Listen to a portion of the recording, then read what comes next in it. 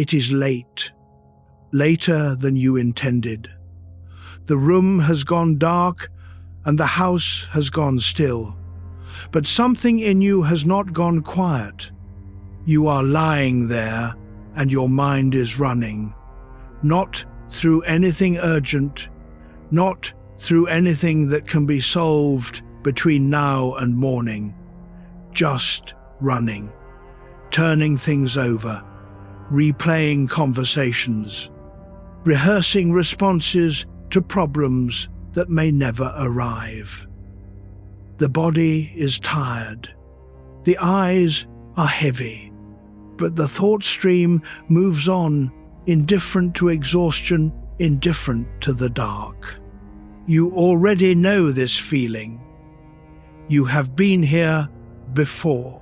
There is a name for what the psyche does in these hours. Carl Jung, the Swiss psychiatrist who spent the better part of the 20th century mapping the mind's interior, spent decades listening to people describe exactly this moment, the hour when sleep should arrive and does not. He did not call it a disorder. He did not call it a malfunction. He called it a conversation the deeper self was trying to have. In 1913, after his break with Sigmund Freud, Jung himself could not sleep.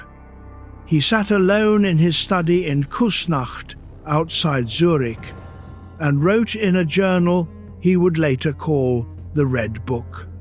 He heard voices in those watches of the night. He saw images behind closed eyes that he could not explain. He was 40 years old, one of the most celebrated psychiatrists in Europe, and he was genuinely unsure whether what was happening to him was discovery or breakdown. He chose to listen. That is where tonight begins, with a man who refused to surrender to sleep and found that every hour he resisted, the deeper mind gathered force. Found that the thoughts grew louder not because something was wrong, but because something was finally getting through. Let your body settle now. You do not need to do anything with what you hear tonight. These ideas will move at the pace of a quiet room. If your mind is still running, let it run in the background. You are already somewhere safe. The man who could not sleep learned something in those long Zurich nights that took him another 40 years to fully understand. He learned that the sleepless mind is not an enemy. It is a messenger. And the message, when you finally stop fighting it, is often far less terrifying than the effort of keeping it silent. There are two kinds of wakefulness. Tonight, we will find out which one is yours. Thomas was 53 years old when he first lay awake past 3 in the morning and realized he had no idea what he actually wanted. Not from the week, not from the next decade, not from the life he had built with such careful efficiency over the preceding 30 years. He was not unhappy, exactly. He was not in crisis. He was lying in his bedroom in a house he had chosen, beside a life he had constructed, and the silence of the house felt suddenly like a question he did not know how to answer. He had never had time for such a question in the day. There were calls, reports, the school run, the inbox that refilled the moment he cleared it. But at 3 a.m., with none of those available, the question had the room entirely to itself. Jung would have recognized Thomas immediately. He had sat across from men like Thomas for 50 years. He had a specific term for what the night was doing to Thomas. The night was not torturing him. The night was compensating for something the day had been too loud to address. Let your shoulders drop. The room you are in right now is doing what Thomas's room did. It has gone quiet enough that something underneath the surface can begin to move. That is not a problem. That is the beginning of something. We start where Jung started, with a man who would not sleep, and with what the darkness eventually taught him. Chapter 2: Jung and the Sleepless Mind. Carl Gustav Jung was born in 1875 inches, the Swiss village of Keswil, the son of a Protestant minister who had lost his faith and a mother who heard things in the night. His childhood home sat near Lake Constance, and he spent large portions of it alone, reading, building, watching the water. He was not a sociable child. He was a watching child. By the time he was 25, he was working at the Bergholzli Psychiatric Hospital in Zurich under Eugen Bleuler, one of the most rigorous clinicians in Europe. The patients there were not the anxious, middle-class neurotics Freud described in Vienna. These were people who had come completely apart. People who spoke in symbols, who believed in invisible forces, who heard voices the doctors could not hear. Jung did not dismiss what they reported. He wrote it down. He spent the next decade building a professional partnership with Sigmund Freud, a collaboration that produced some of the most generative ideas in the history of psychology. And that ended badly, as generative partnerships sometimes do. In 1912, Jung published Transformations and Symbols of the Libido. Freud read it and recognized immediately that Jung had gone somewhere he was unwilling to follow, away from the sexual basis of the unconscious towards something older, deeper, and stranger. The correspondence between them grew cold. By 1913, the friendship was over. Jung later wrote in Memories, Dreams, Reflections that the years that followed were a time of inner uncertainty. He resigned from the University of Zurich. He stopped writing publicly. He withdrew from professional life almost entirely. And at night, in the stone house beside the lake, he could not sleep. What he did with those sleepless hours is what matters here. He did not take medication. He did not seek another consultation. He sat at his desk and he drew. He wrote down everything that moved through his mind in the darkest hours, the images, the voices, the symbols he could not yet explain. He was doing something that would eventually become central to his therapeutic method: active imagination, giving the contents of the unconscious a form, not to control them, but to meet them. Notice your breath now. You do not need to change it. There is a reason Jung's breakdown of 1913 produced the richest archive of his career. The Red Book, published nearly a century later in 2009, revealed a man who had turned his own sleeplessness into raw material. Every image that rose in those dark hours became a question he spent the rest of his life answering. He was not suffering from insomnia in the end. He was receiving a transmission. He had simply not yet developed the instruments to decode it. Eleanor was 29 when she started keeping a notebook by the bed. Not a journal exactly. She had tried journals before, and they had felt like performance. This was different. She wrote down the thoughts that came at 2 a.m. the way you would write a telegram from a foreign country, quickly, without editing, just to capture what arrived. An image of her grandmother's kitchen. A feeling of unfinished business with a friend she had not spoken to in 6 years. A recurring sense that she was living slightly beside her real life, rather than inside it.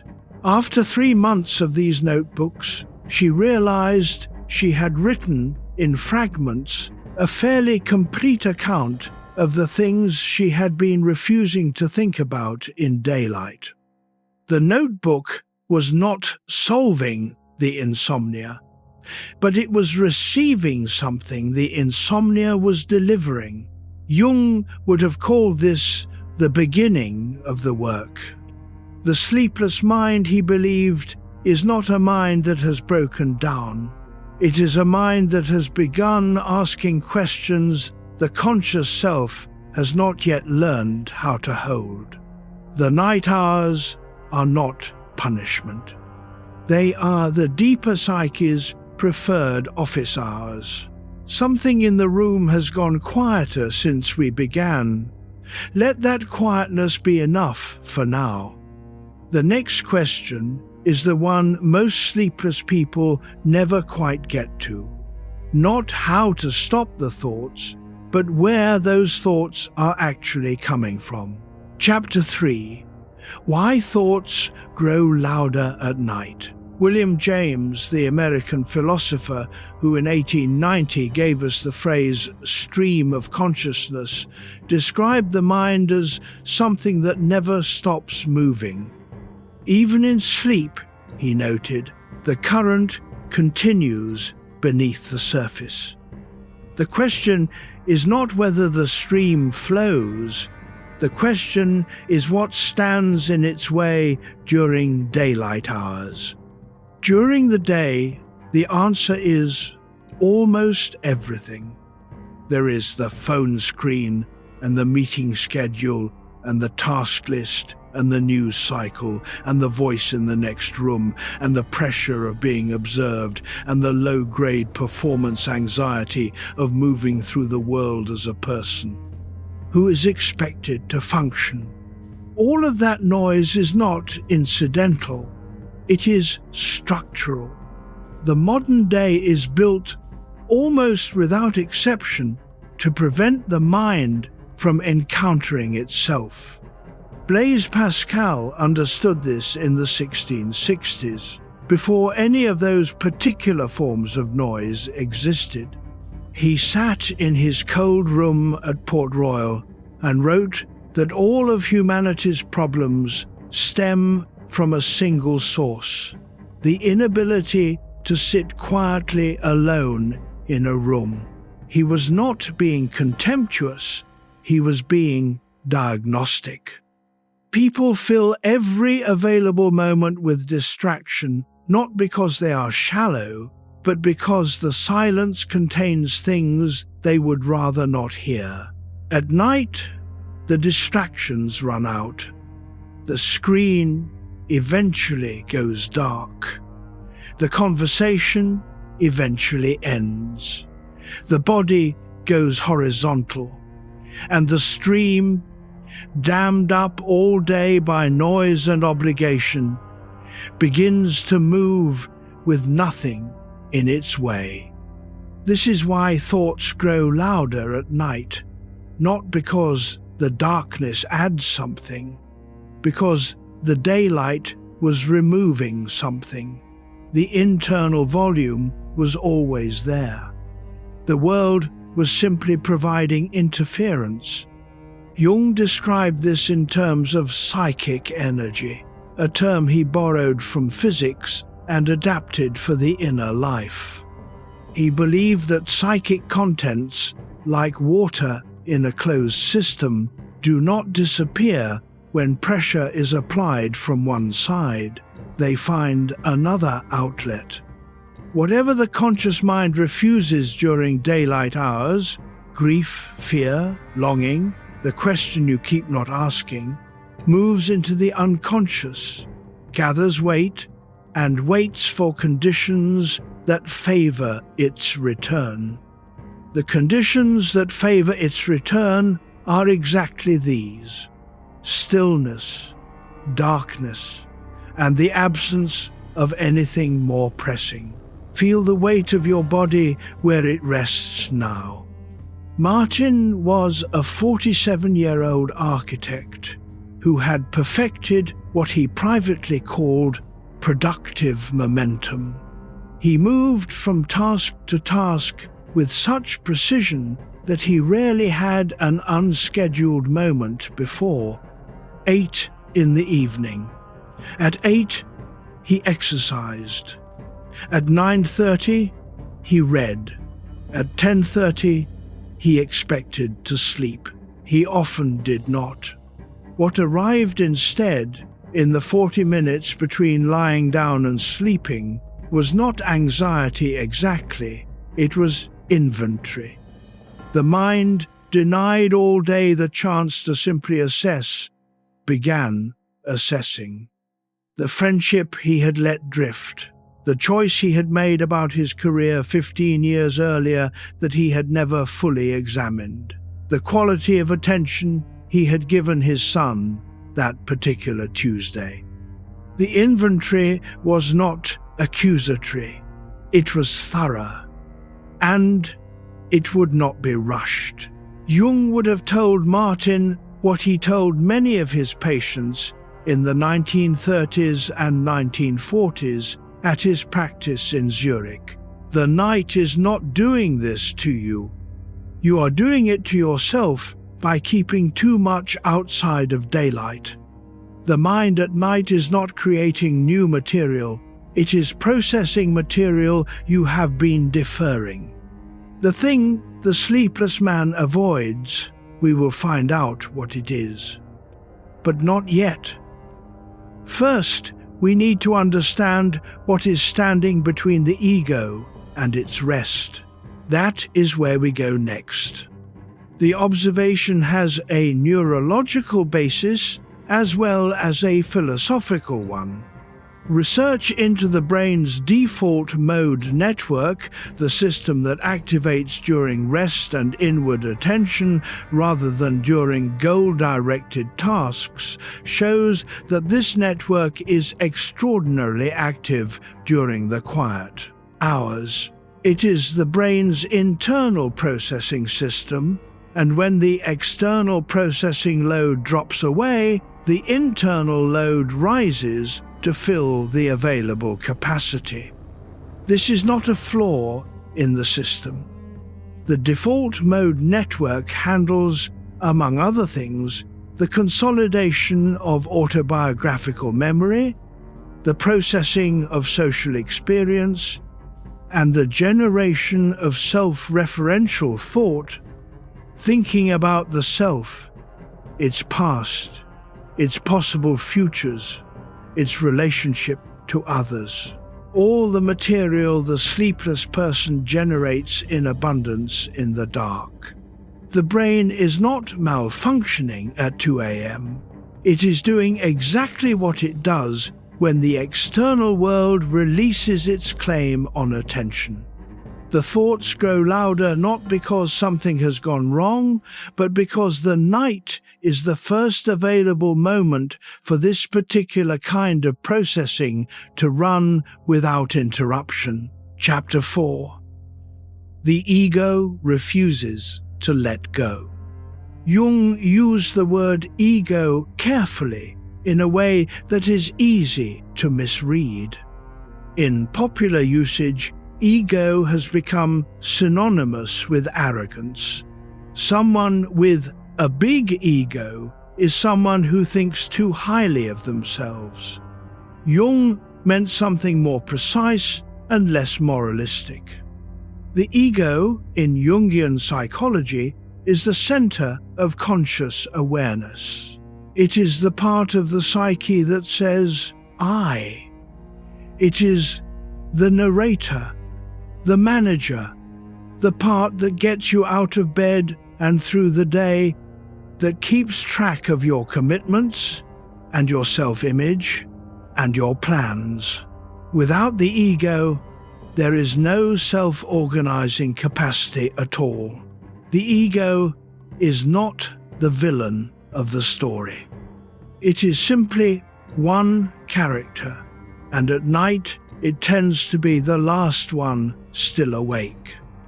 The ego's resistance to sleep is not irrational. It is the ego doing exactly what the ego does, maintaining continuity, monitoring threats, tracking obligations. In evolutionary terms, being the last one awake may have meant being the one who heard the predator. In the modern bedroom, it means lying awake, reviewing the email you sent at 4 in the afternoon and wondering whether the recipient read it the wrong way.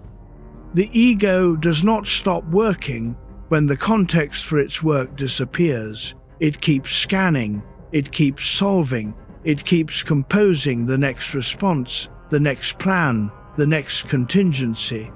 This is its nature.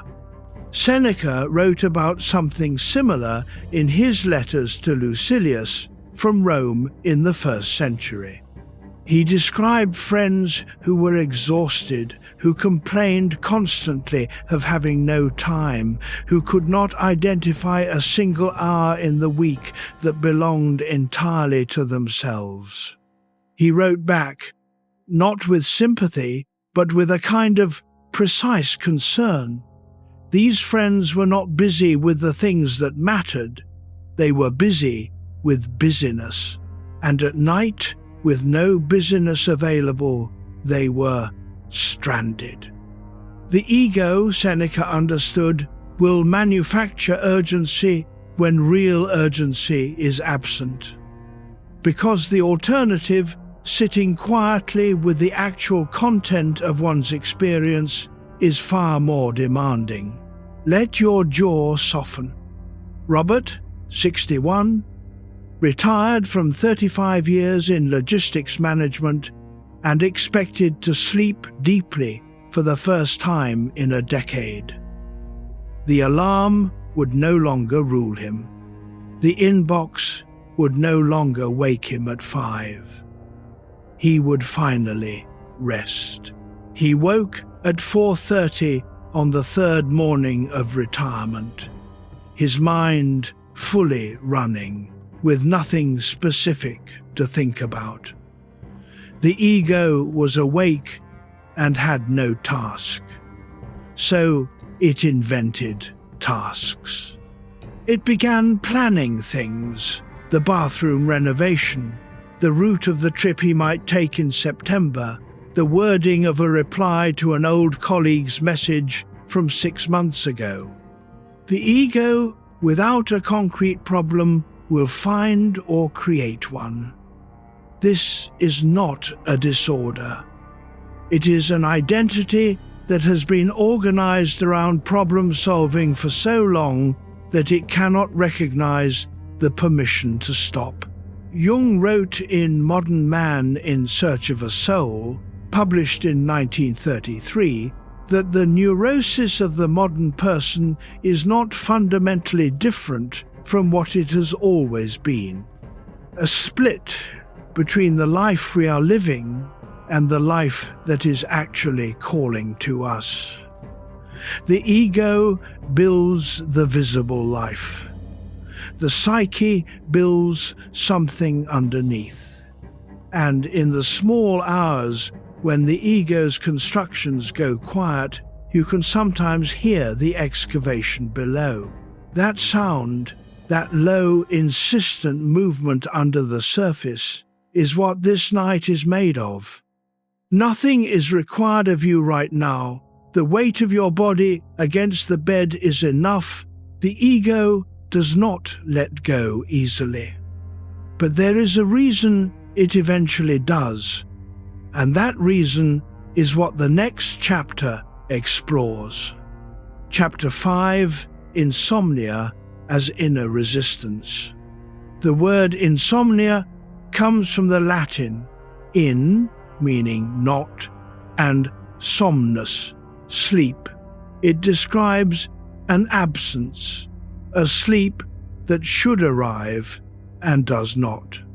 In the clinical literature, it is categorized by duration, acute or chronic, by timing, difficulty falling asleep or waking in the night, and by its consequences for daytime function. Jung did not work primarily with clinical categories. He worked with meaning. And when a patient described insomnia to him, his first question was not about sleep hygiene or cortisol rhythms. His first question was, what might the wakefulness be protecting? Not all resistance is dysfunction. Sometimes what looks like a barrier is a gate. Marie-Louise von Franz, the Swiss analyst, who was Jung's closest collaborator for more than 30 years and who worked with him at the Jung Institute in Zurich until his death in 1961, wrote extensively about what happens when the psyche resists a transition. She observed, across decades of clinical work, that the moments of greatest inner resistance tend to coincide with the moments of greatest potential change. The psyche resists most forcefully at the threshold of something it cannot yet see. Insomnia, viewed through this lens, is not the problem. It is the announcement that a problem exists, a problem the daylight self has not yet consented to examine. Consider what insomnia actually requires you to do. It requires you to lie still in the dark with your own mind for an extended period with no option to escape. No task, no screen, no conversation. Just you and whatever you have been carrying in a room that has run out of noise. That is not a punishment. That is a confrontation. Notice if your breath has changed since we began. Helen was 44 when her mother died, and she returned to work within 8 days because she believed she needed the structure. For 3 months she functioned efficiently, even impressively, by most external measures. At night, she could not sleep. She would lie in the dark and feel something enormous nearby, like a shape she could not quite turn toward. She did not weep. She was not depressed in any way she recognized. She was simply awake. Her body already knew what her mind had not yet consented to feel. It was keeping her conscious not out of cruelty, but out of a kind of fidelity to what had actually happened. The body, van der Kolk would say. Bessel van der Kolk, the Dutch-American psychiatrist who spent his career documenting how the body stores what the mind bypasses, the body has its own accounting. It does not forget what consciousness decides to defer. It simply stores the deferral somewhere warm and waits. Helen's insomnia was not a malfunction. It was her body maintaining a vigil, holding the space for grief that her schedule had not yet made room for. She eventually stopped fighting the wakefulness. She stopped reaching for the phone in the middle of the night, stopped running through lists of what she needed to accomplish the next day, and lay in the dark and allowed the shape to come closer. What she found there was not terror. It was simply her mother, a specific gravity, a particular silence, the memory of a yellow kitchen in a house that no longer existed. She wept for the first time in 4 months. She slept that night before midnight. Jung believed This was not unusual. He believed that the psyche has extraordinary patience. It will wait for months, sometimes years, for the conscious mind to be ready for what it has been storing. The insomnia is not the illness, it is the invitation. The question is only whether you are willing to follow it. We are following it now. Chapter 6. Anxiety after midnight. There is a quality to nighttime anxiety that differs from its daytime version. During the day, anxiety has objects: the presentation, the conversation, the medical result, the unpaid bill. It attaches to things. It can be argued with, or at least managed, because the thing it has attached to can be addressed or deferred. At night, the objects have mostly gone. The presentation was either given or postponed. The conversation happened or it did not. The bill will not be payable until morning. And yet, the anxiety remains, or rather, it intensifies. It floats free of its objects and becomes something purer and more difficult, a feeling without a form. Søren Kierkegaard, the Danish philosopher who wrote The Concept of Anxiety in 1844, described this free-floating quality with unusual precision for someone who had not yet had access to a century of clinical psychology. He argued that anxiety is not fundamentally about specific threats. It is about the condition of freedom itself. The human being, he wrote, is the creature who must choose. And choice, by definition, means that other possibilities are being excluded. At night, lying in the dark, with the day's choices already made, and the next day is not yet available for action, you are left alone with the weight of what you have chosen and what you have not. This is not irrational, this is accurate. The feeling you get in the small hours, that low tremor beneath the surface, the sense of things unresolved, the vague wrongness without a specific target, is not your mind betraying you. It is your mind doing precisely what a mind does when it has access to the full picture. Let your shoulders drop. James was 58 the first time he described to his doctor what he experienced after midnight. He called it free-floating anxiety. The doctor nodded and wrote something down and mentioned a medication. James took the prescription but did not fill it. What he actually wanted was someone to explain to him what the anxiety was for.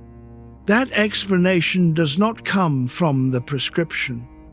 It comes in part from Kierkegaard and from Jung, who read Kierkegaard closely and whose clinical language was shaped by that encounter. Jung believed that anxiety in the night hours often signals not pathology but a growing edge. Something is being asked of the person that the person has not yet accepted.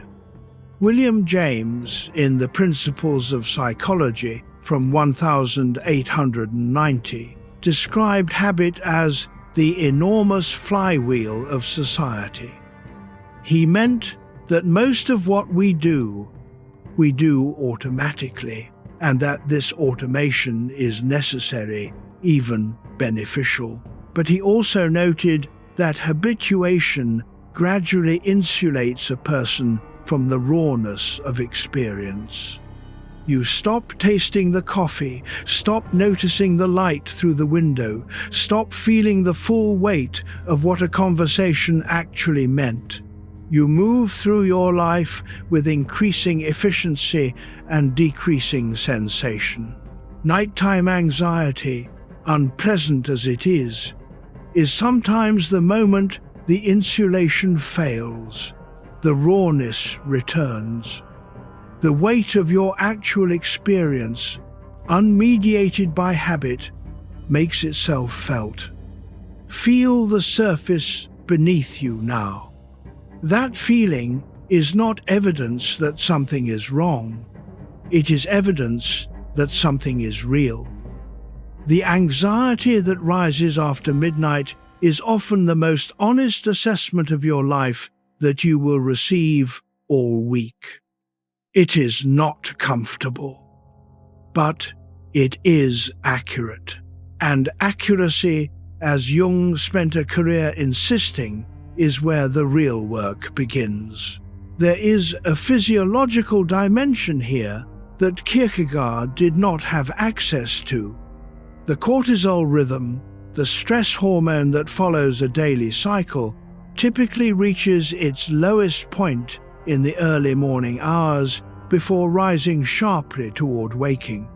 In people whose anxiety runs high, this cortisol trough can itself become a trigger, a window of physiological vulnerability in which the body's alerting systems are particularly sensitive. The anxiety at 2 a.m. has both psychological content, the specific fears and unresolved material of a particular life, and a physiological substrate that makes those contents more vivid and more difficult to manage than they would be at another hour. It is not imaginary. It is not weakness. It is the confluence of an old biological clock and an interior that has not yet found its footing. Understanding both dimensions does not dissolve the experience, but it changes its meaning slightly. The anxiety is not evidence that something is catastrophically wrong. It is evidence that you are a biological organism with a particular nervous system history, lying awake at an hour when nervous systems are typically vulnerable, processing material that the daylight hours have been too busy to address. That is all. That is enough. Chapter 7. What silence begins to reveal. There is a particular quality of silence at 2 in the morning that has no daylight equivalent. It is not simply the absence of sound. It is the absence of what sound was covering. The refrigerator hum, the car passing 3 streets over, the low creak of a house adjusting to the cold. These are sounds, but they belong to a different category than the ambient noise of waking life. They are the sounds of stillness. They confirm the silence rather than interrupting it. In that silence, things emerge. Thoreau spent 2 years at Walden Pond in the 1840s partly to find out what would emerge if he removed the interference. He wrote in Walden that he wanted to live deliberately, to meet life's essential facts, to discover what it had to teach. The cabin at the pond was not an escape from life. It was a reduction of noise, so that what remained could be clearly heard. Most people cannot go to Walden, but the bedroom at 2 a.m. is sometimes the closest available approximation. The ordinary day, with its layers of stimulation and social performance and forward movement, does not create conditions for deep self-encounter. The night does. What the silence reveals varies by person and by season, but certain categories recur in Jung's clinical notes from the 1920s and 1930s, written across thousands of patient sessions at his house in Kusnacht. Grief, not yet expressed. Anger that has been expressed as politeness for so long, it has lost its original form. Longing for something the person would be embarrassed to name in daylight. A sense of time passing that the busyness of the day successfully holds at bay. The room does not answer, but it holds. Clara was 63 when her last child moved out of the house she had lived in for 30 years. She had anticipated this moment with a mixture of anticipation and minor anxiety. She had made plans.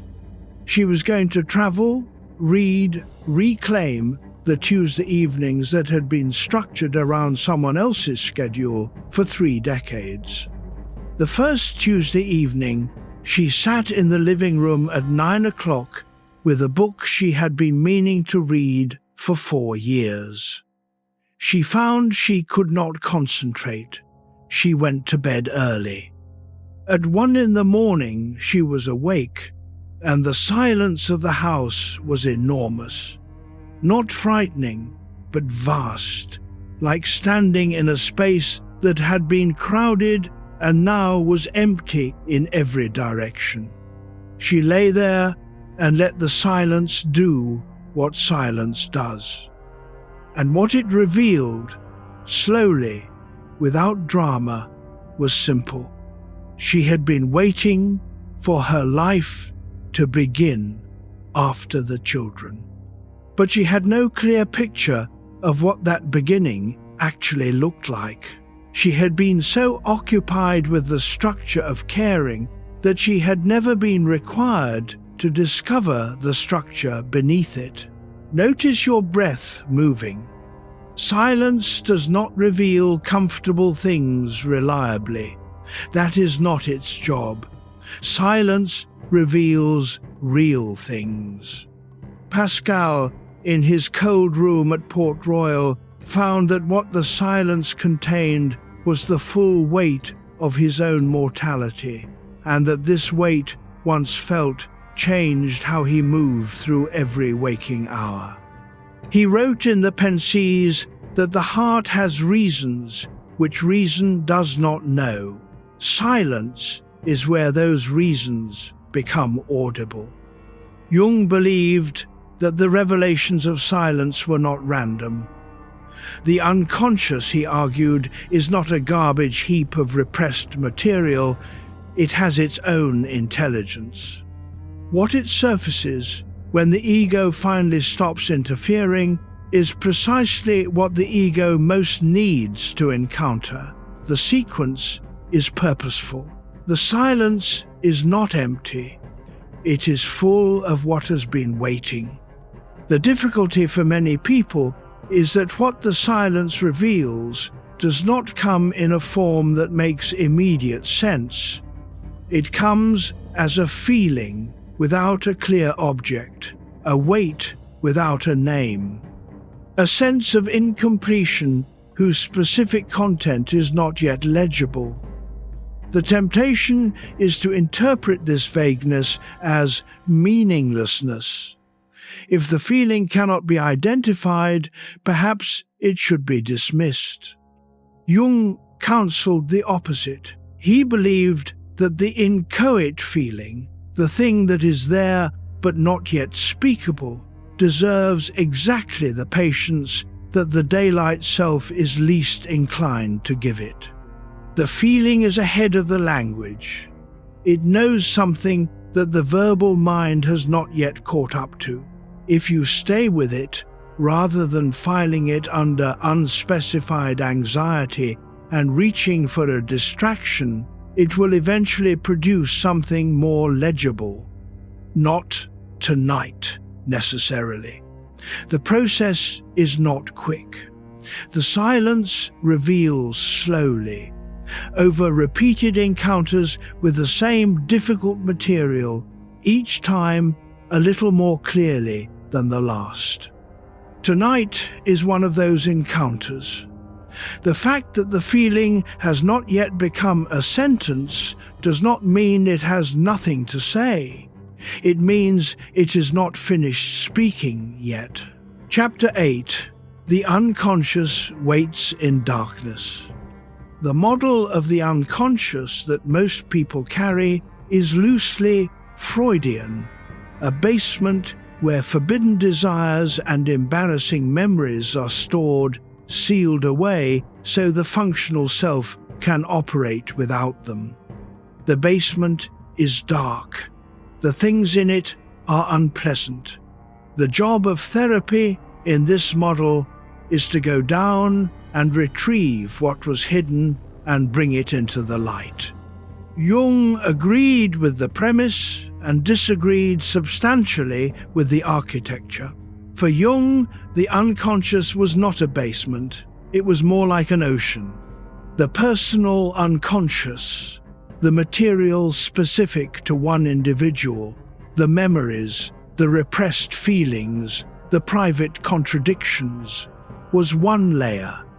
But beneath it, extending in every direction, was something he called the collective unconscious, a layer of psychic material shared across all human beings, expressed in the recurring symbols of mythology, religion, folklore, and dream.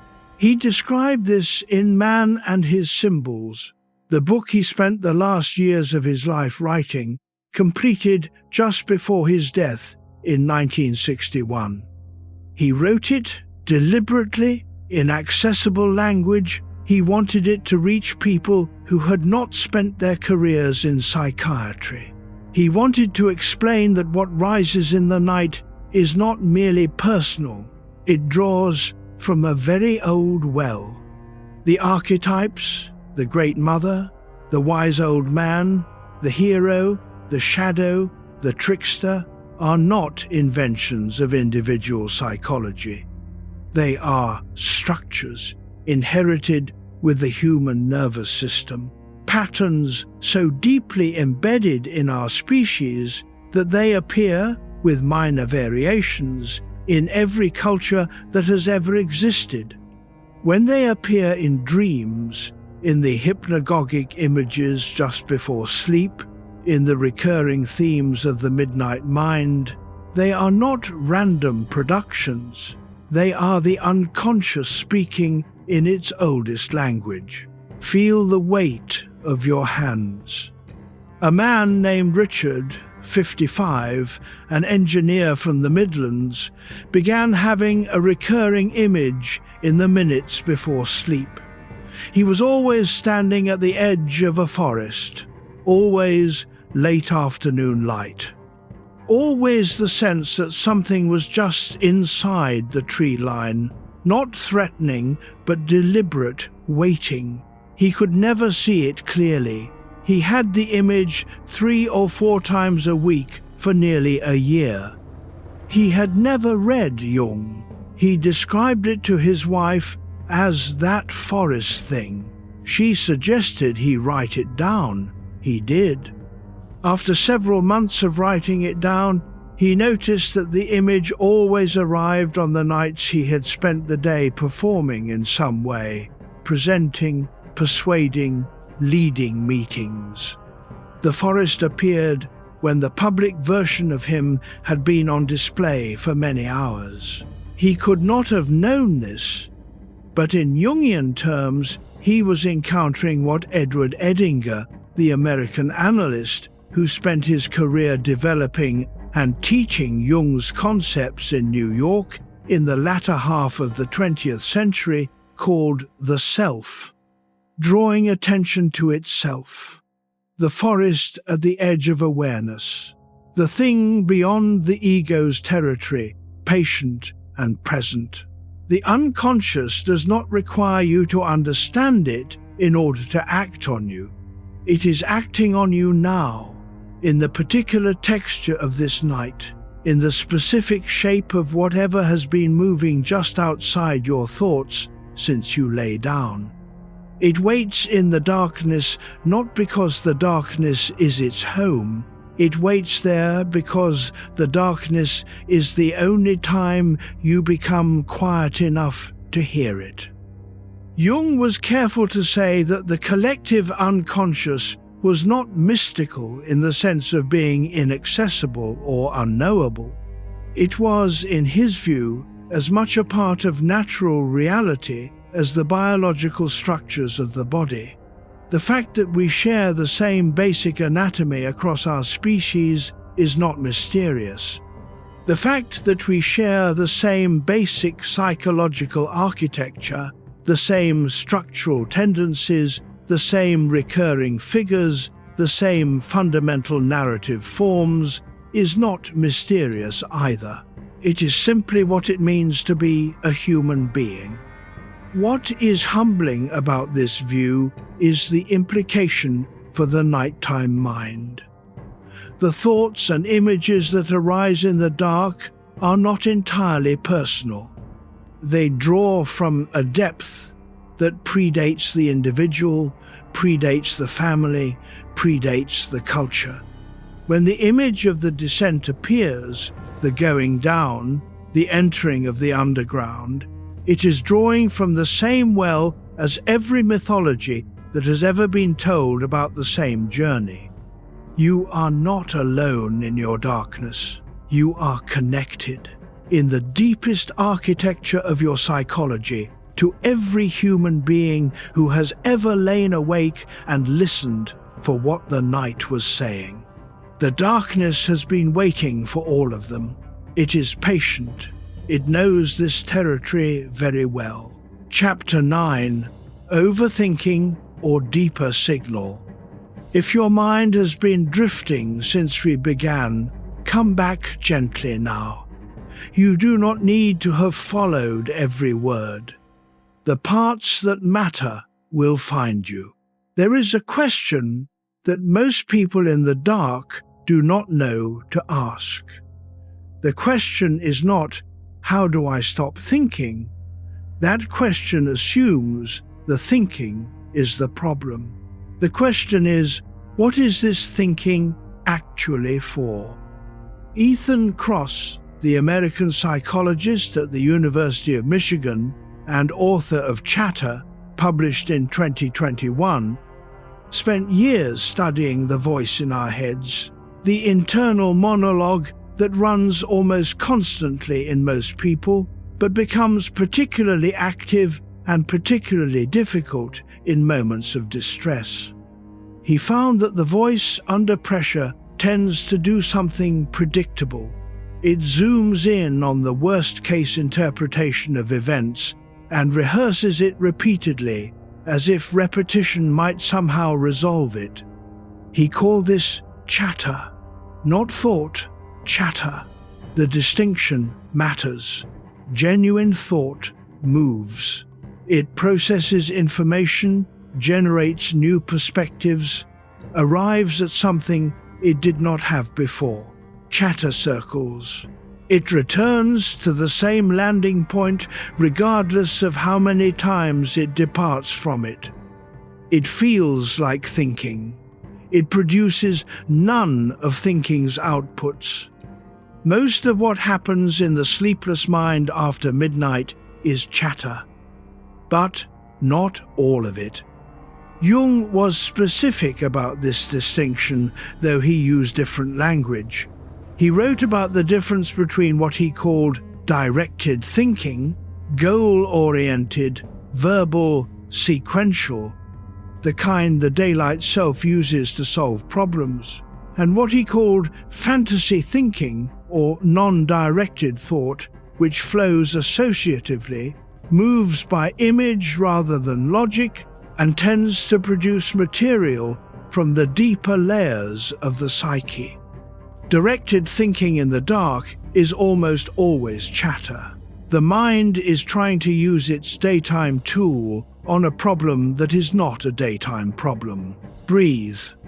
Sandra was a physician, 49, who described her nighttime thinking to a colleague as running the numbers on my life.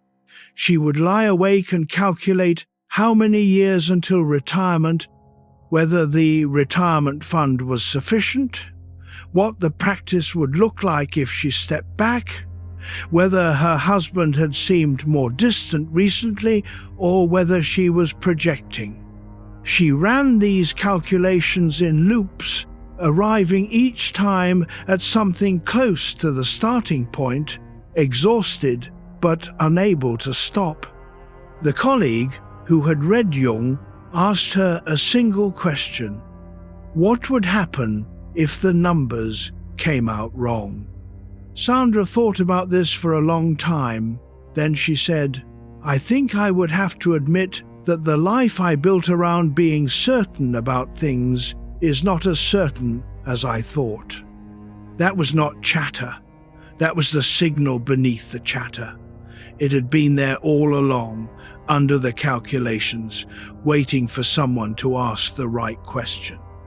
James Hollis, the American Jungian analyst who spent decades practicing in Philadelphia and Houston and writing about midlife and depth psychology, distinguishes in his book What Matters Most between the coping strategies of the ego and the summons of the self.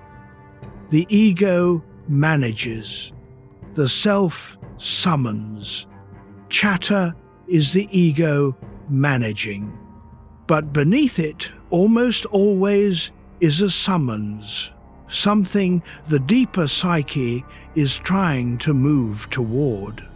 The overthinking is not the message. It is the delivery system for the message. Listen through it, not at it. The distinction between chatter and genuine signal is not always immediately available. Chatter has the same urgency as real thought. It presents itself as pressing because the nervous system that generates it is itself pressing. The way to tell the difference is not in the content of the thought, but in its movement. Does it arrive at anything new, or does it return to the same point it departed from? A genuine signal moves. It may be uncomfortable, but it produces new material. The recognition that you are unhappy in a particular situation is a signal it has not been acknowledged before, and it opens a new space of possibility. The 40th repetition of the same unhappy analysis is chatter. It is the nervous system stuck on a loop because the signal it is trying to deliver has not yet been received. The act of receiving the signal, of saying, even silently, "I hear this, I will sit with it, I will not dismiss it," very often quiets the chatter. The chatter was not the point. The signal was. Once the signal is acknowledged, the delivery mechanism can rest. Chapter 10. The shadow enters quietly. If Jung contributed one idea to popular understanding that has genuinely filtered into ordinary conversation, it is the shadow. The word appears now in self-help books, in therapy offices, in articles written for general audiences who may never have read Jung directly.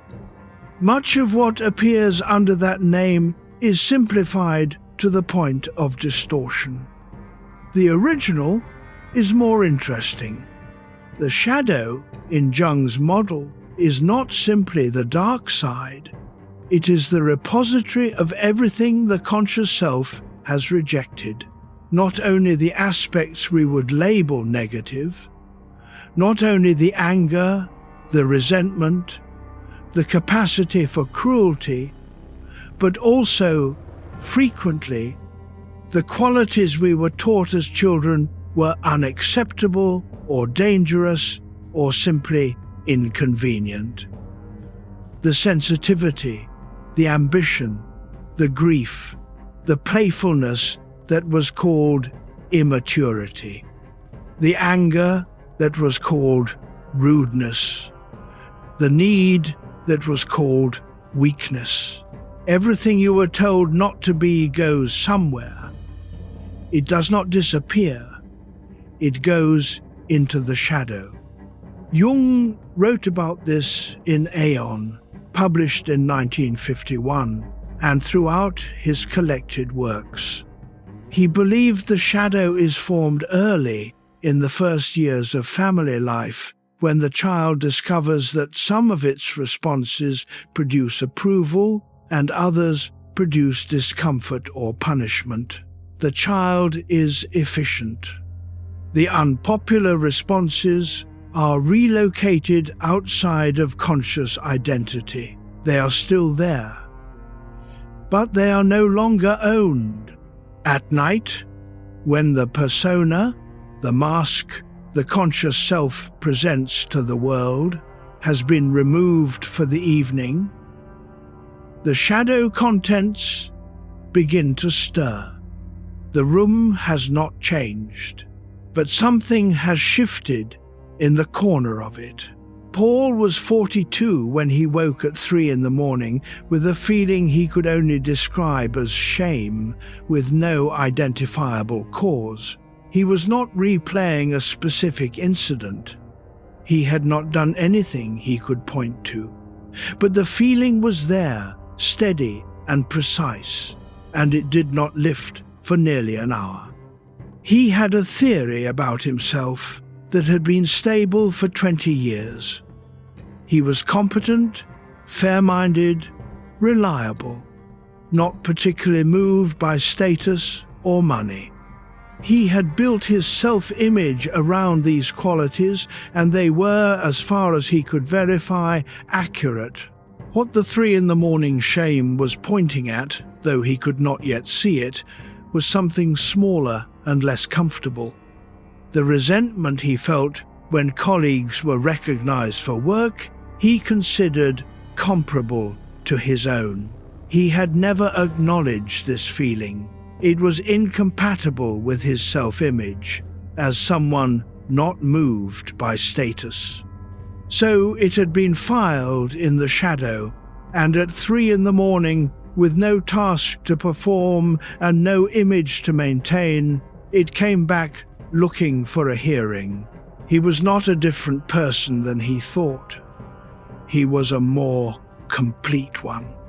Let your legs settle. The shadow, Jung insisted, is not the enemy of growth. It is its material. The person who refuses to examine the shadow does not become shadowless. They become unconsciously driven by it. The shadow does not lose its influence when you refuse to look at it. It gains influence. It begins making decisions on behalf of the self that the self would not consciously endorse. The night is shadow's preferred working hours, because the persona is down, the mask is off, the editor is asleep, and what has been waiting in the corner comes quietly closer, not to harm you, but to be seen. This is not comfortable. It is important.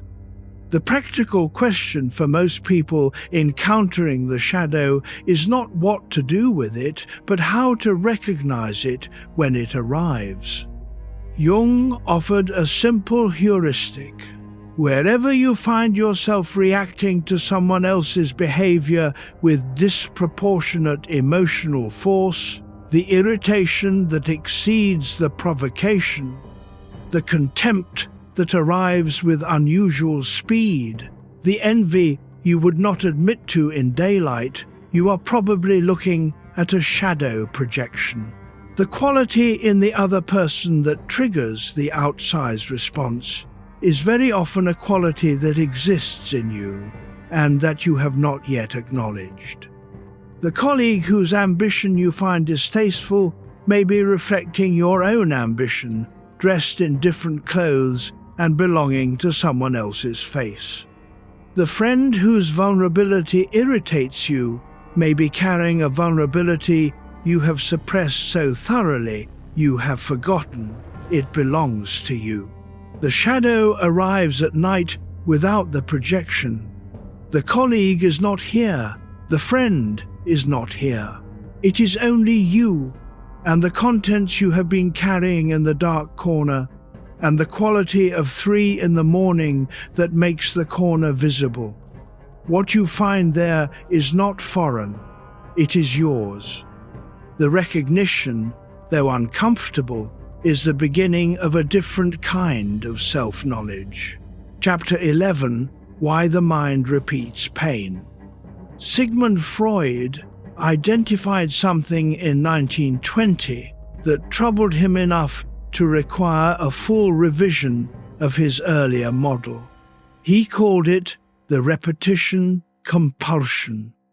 He observed in his clinical practice that people did not simply repress traumatic experiences and file them away. They repeated them. They found ways, in relationships, in situations, in behavior patterns, to recreate the conditions of their original wounding, not deliberately, not consciously, but with remarkable consistency. He described this in Beyond the Pleasure Principle, and he was honest enough to admit that it did not fit cleanly into his previous framework. If the psyche was organized around the pursuit of pleasure and the avoidance of pain, why would it keep recreating the painful situations? His answer was tentative. Jung's answer went further. Jung believed that repetition is not a malfunction, it is an attempt at resolution. The psyche repeats the wound because it has not yet found its way through it. Like a sentence that cannot reach its conclusion, it starts again and again, looking for the exit that the first time through it did not find. The mind that replays a painful conversation at midnight is not simply suffering, it is trying to understand something about that conversation that it did not understand when it happened. It is looking for the moment the story could go differently. It is, in its imperfect way, searching for completion. Bessel van der Kolk spent his career at Boston University and later at the trauma center he founded in Massachusetts, documenting what happens when the repetition compulsion is driven not by ordinary difficulty but by trauma. He found that traumatic memory does not behave like ordinary memory. It does not fade with time. It does not integrate smoothly into the broader narrative of a life. It is stored differently in the body, in the nervous system, in a form that is almost more sensory than verbal. And it returns in kind, as a smell, a sound, a physical sensation, a state of alarm with no identifiable trigger. Nothing is asked of you right now. But the nighttime mind that keeps returning to the same point of pain is doing something recognizable in van der Kolk's framework. It is trying to metabolize what the body stored raw.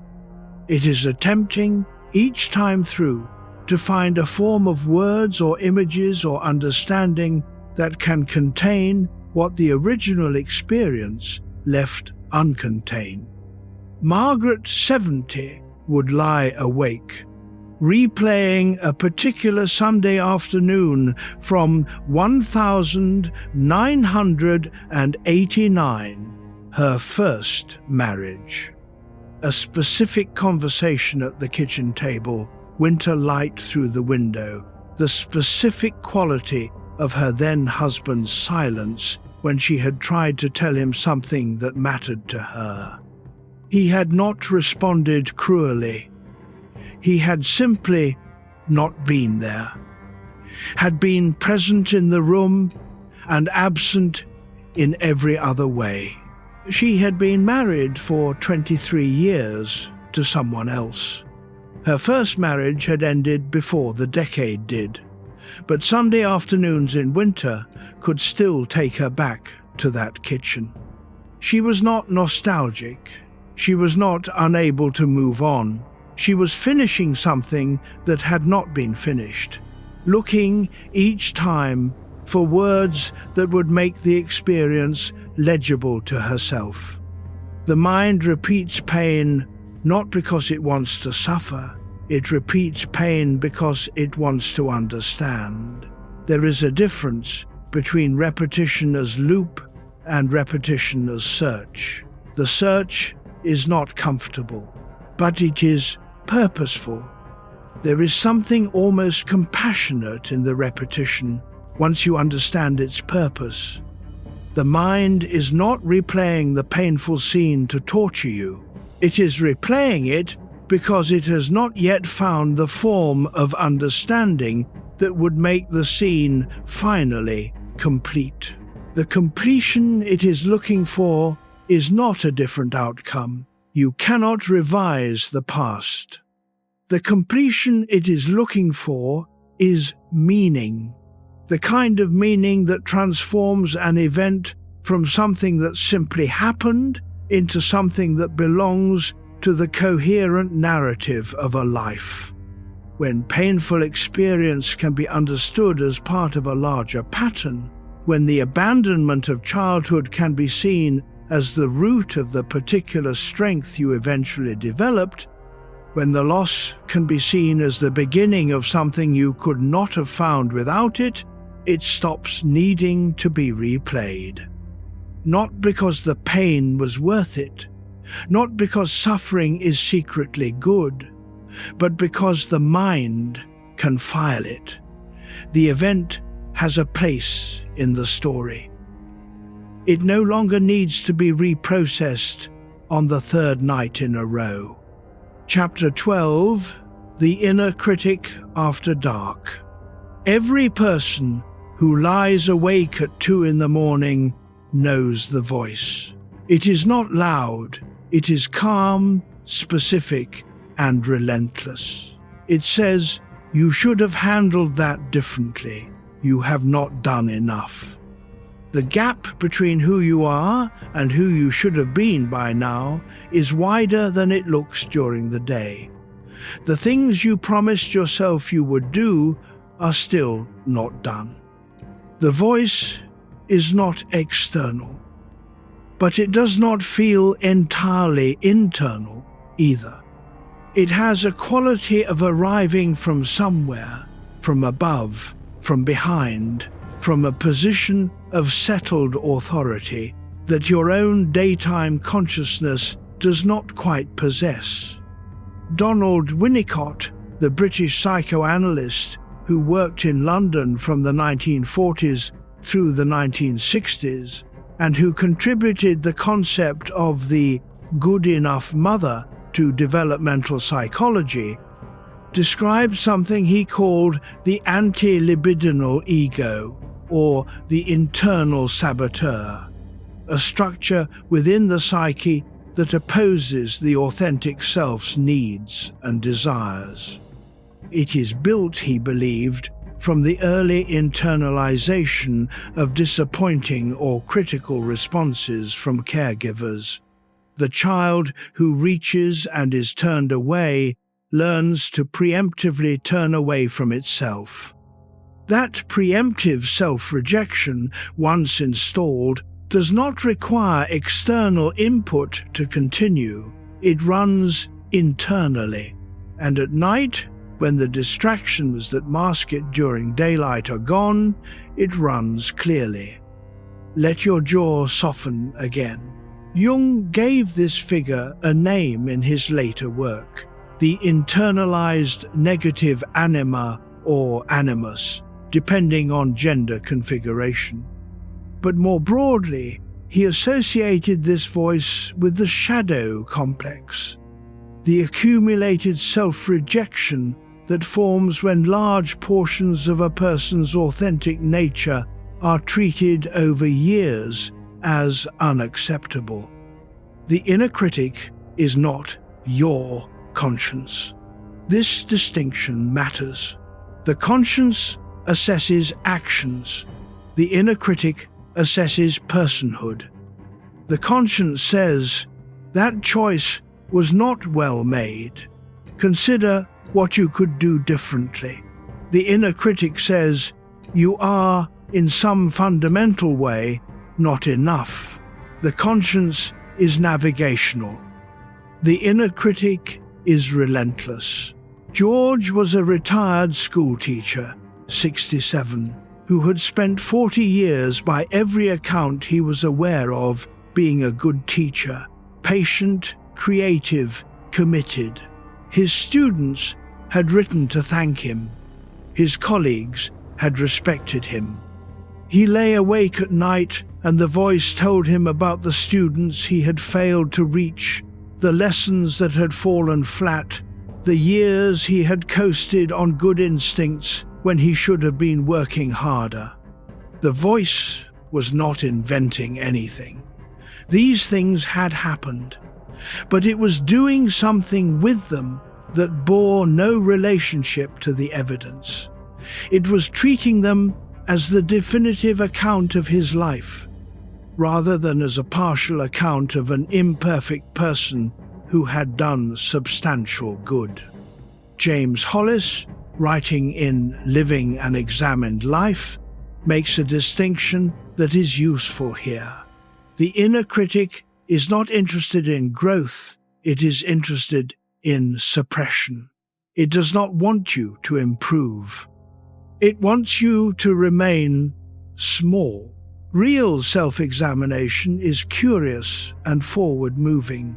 The inner critic is punitive and circular. If you have been lying in the dark having the same conversation about your failures for the fourth night running, that is the critic at work, not your conscience, not your deeper wisdom, but the internalized voice of every moment you were told you were not quite right. You can notice that voice without obeying it. The voice that arrives at 2 a.m. with the tally of your shortcomings is doing something specific that is worth naming.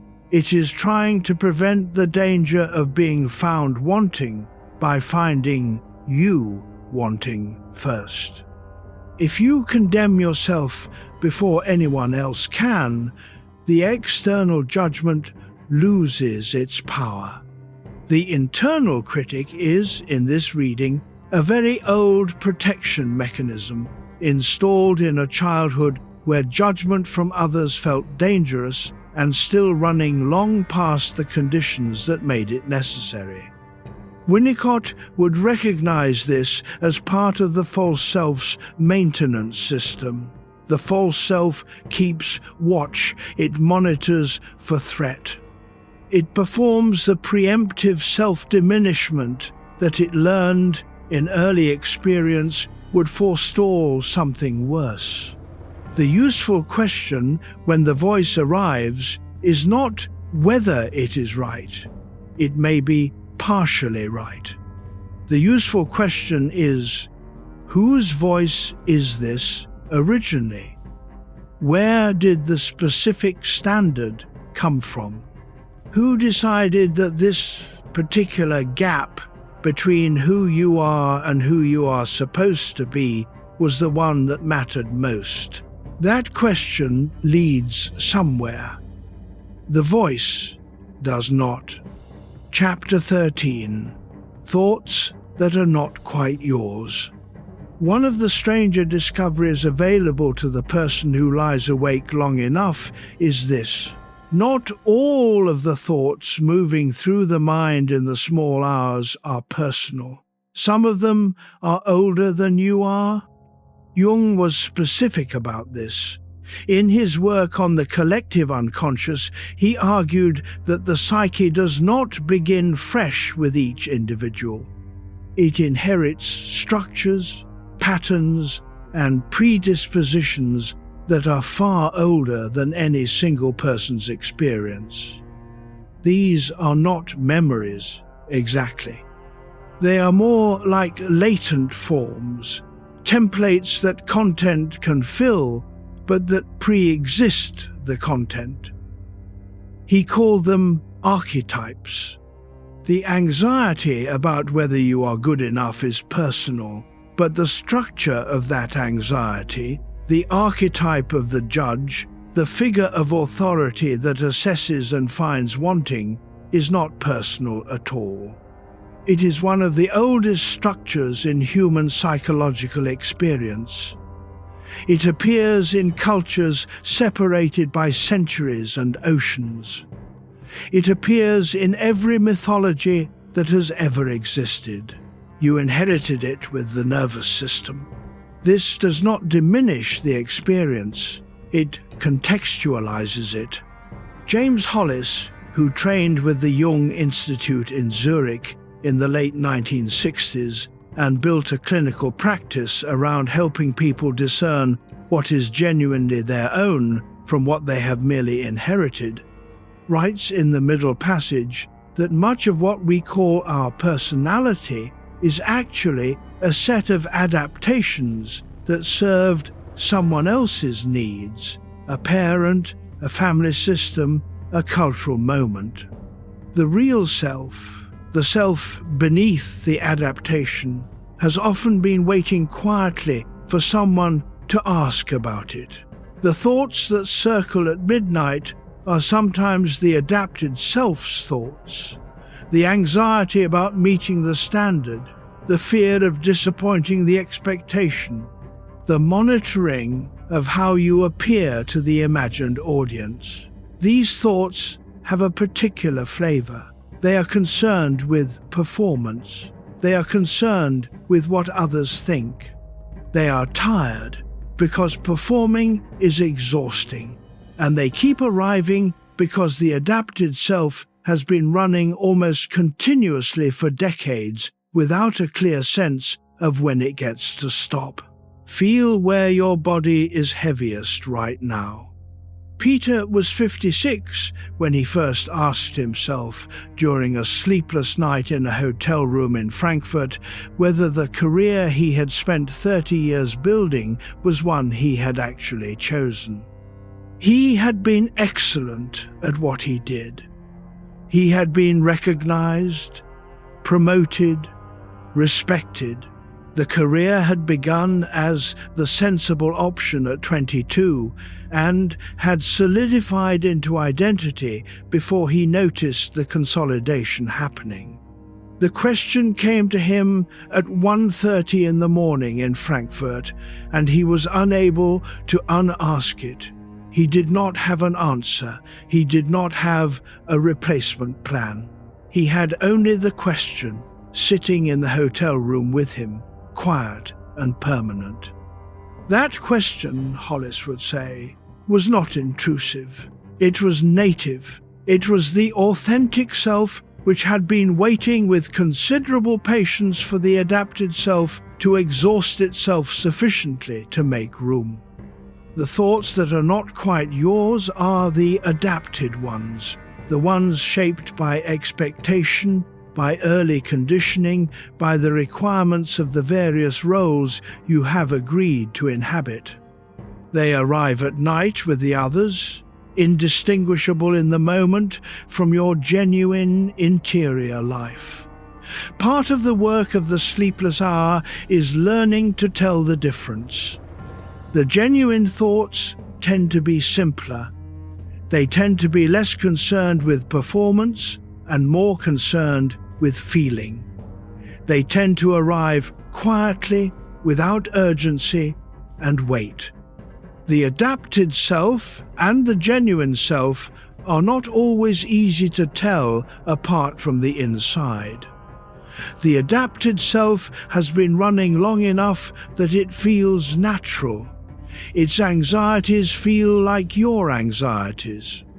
Its values feel like your values. Its sense of what matters feels like genuine perception rather than inherited instruction. One reliable signal of the adapted self at work is the presence of shame that does not respond to logic. You can demonstrate to yourself rationally that the thing you are ashamed of is not actually shameful, but the shame persists. This is because the shame is not a logical product. It is the residue of a message received very early, before logic was available as a processing tool. The message said, "This part of you is not acceptable." The message was stored, not evaluated. And it runs in the night without reference to the evidence that has accumulated since. The genuine self has a different signature. Its longings tend to be quieter. They do not argue, they simply persist. They are present in the night as a kind of low note, under everything else patient and unprovable. Chapter 14. Emotional Pain Without Distraction. The philosopher and cognitive scientist Alva Noe has written that human consciousness is not contained in the brain. It extends into the environment, into the body, into the field of action and perception that surrounds the physical self. We are not, in this view, isolated minds peering out at the world. We are minds that are, in some real sense, constituted by engagement with the world. If this is even partially true, then the removal of that engagement, the horizontal stillness, the dark room, the absence of anything to perceive or do, creates a specific kind of vulnerability. The mind is returned to itself without the scaffolding of engagement, and what is there underneath the scaffolding is the full weight of emotional reality.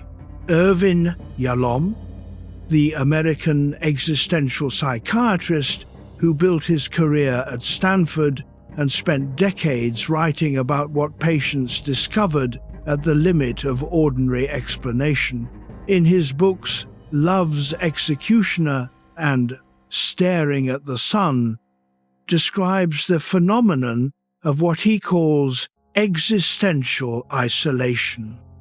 Not ordinary loneliness, but something more fundamental, the recognition that each person exists in a private interior that no other person can fully enter or share. During the day, this recognition is mostly suppressed. We are in contact, in relation, in the middle of things. At night, in the dark, it surfaces. You are alone in a way that is not remediable by the presence of another body in the room. Your interior is your own, and no one else will ever fully occupy it with you. This is not a pathology. It is the actual condition of human existence, usually more insulated than this. Let your breathing be whatever it is. Diane was 51 when she first experienced what she called, in a letter to her sister, the 3 a.m. emptiness. Her marriage was good. Her children were launched. Her work was meaningful.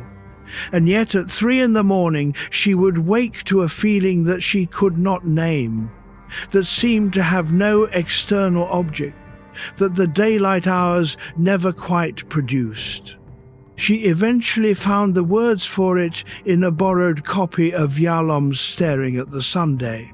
He described a woman who had come to him saying she could not shake the feeling that her life was happening to someone else, that she was present in it but not fully inhabiting it, that she was watching from a slight remove, that the things she experienced during the day did not fully land. Diane recognized this immediately. She had been experiencing it for years without a name. The 3 a.m. emptiness was not depression. It was the recognition unmediated by distraction, that she was not as fully present in her own life as she appeared from the outside. Jung would have called this the distance between the persona and the self, the gap between how you present and what you actually are. That gap produces an ache. It is often most legible at 3 in the morning because that is the only time the persona is reliably offline. The emotional pain without distraction is not created by the night, it is revealed by it. The distinction matters enormously. The night is not making you suffer, it is removing the conditions that were making the suffering invisible. Yalom's concept of existential isolation should not be confused with pathological loneliness. Pathological loneliness is the feeling that one is excluded from connection that is in principle available. Existential isolation is something more fundamental. The recognition that even in a room full of people who love you, your interior remains your own. No one else will ever fully inhabit it with you. This recognition, confronted directly in the dark, can produce what looks like despair. But Yalom observed in decades of clinical work that the confrontation with genuine existential truths, including isolation, including mortality, including the absence of a guaranteed meaning, did not produce despair in people who stayed with the confrontation long enough. It produced, more often, a specific kind of liberation. The liberation of no longer being organized around avoiding what is true. The person who has truly sat with the fact of their aloneness stops spending energy on a performance of non-aloneness. They can be more genuinely present with others because they are no longer defending against something fundamental. They can receive company for what it is, a genuine gift, impermanent and incomplete and real. Chapter 15. When the persona starts cracking, the word persona comes directly from the Greek, the mask worn by actors in ancient theatre. Jung borrowed it to describe the public-facing identity that each person constructs, the self presented to the world, shaped by social expectation, professional context, family role, and the accumulated feedback of a lifetime of social interaction. The persona is not dishonest. Or rather, it is not dishonest in any simple way. It is a functional adaptation to the fact that human social life requires us to modulate our self-expression depending on context. The teacher is not the same in the classroom as at home. The parent is not identical to the colleague. The person is continuous. The presentation varies. The problem, as Jung saw it, arises when the persona becomes so thick, so well-maintained, so thoroughly believed in, that the person begins to mistake it for the whole self. When they forget that underneath the professional competence, or the family cheerfulness, or the social ease, there is a much older, less organized, more complex person who has never been presented to anyone.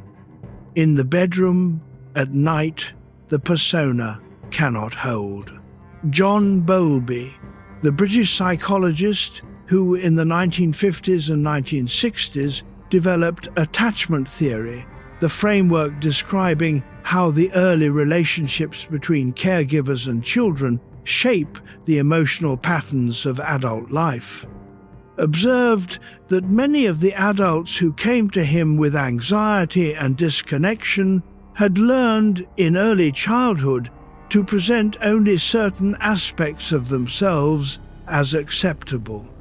The attachment figure, the mother, the father, the primary caregiver, responded to some expressions and not to others. The child, needing the attachment figure's responsiveness to survive, learned which expressions to suppress. By adulthood, the suppression was automatic. The persona had closed over the suppressed material so completely that the person had no conscious awareness of what they had put away. Nothing is required of you now. 62-year-old Bernard had been described all his adult life as solid. By his family, by his colleagues, by himself. Solid was the right word in most respects, dependable, calm in a crisis, not prone to complaint.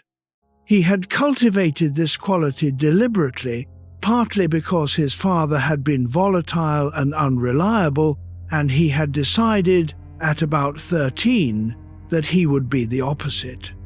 He was the opposite. He was also, by the time he lay in the dark at 62, exhausted in a way that had no specific object. The solidity had a cost that he had not calculated at 13. It required the continuous suppression of everything that was not solid, the uncertainty, the fear, the occasional desire still present somewhere beneath the competence, simply to be held. At night, the persona cracked. Not dramatically, no middle-of-the-night breakdown. Just the slight, honest pressure of something that had been compressed for a very long time, looking for a small amount of room to breathe. Jung called this the midlife crisis, though he meant something more precise than the popular version. He meant the moment when the persona, which served the first half of life so well, begins to feel insufficient for the second half. When the structure that worked begins to feel like a container that no longer fits. The crack in the persona is not a failure, it is an opening. Chapter 16. Dreams before sleep arrives. If your mind has been elsewhere since we began, come back now, gently. We are still here, and the night has more to offer.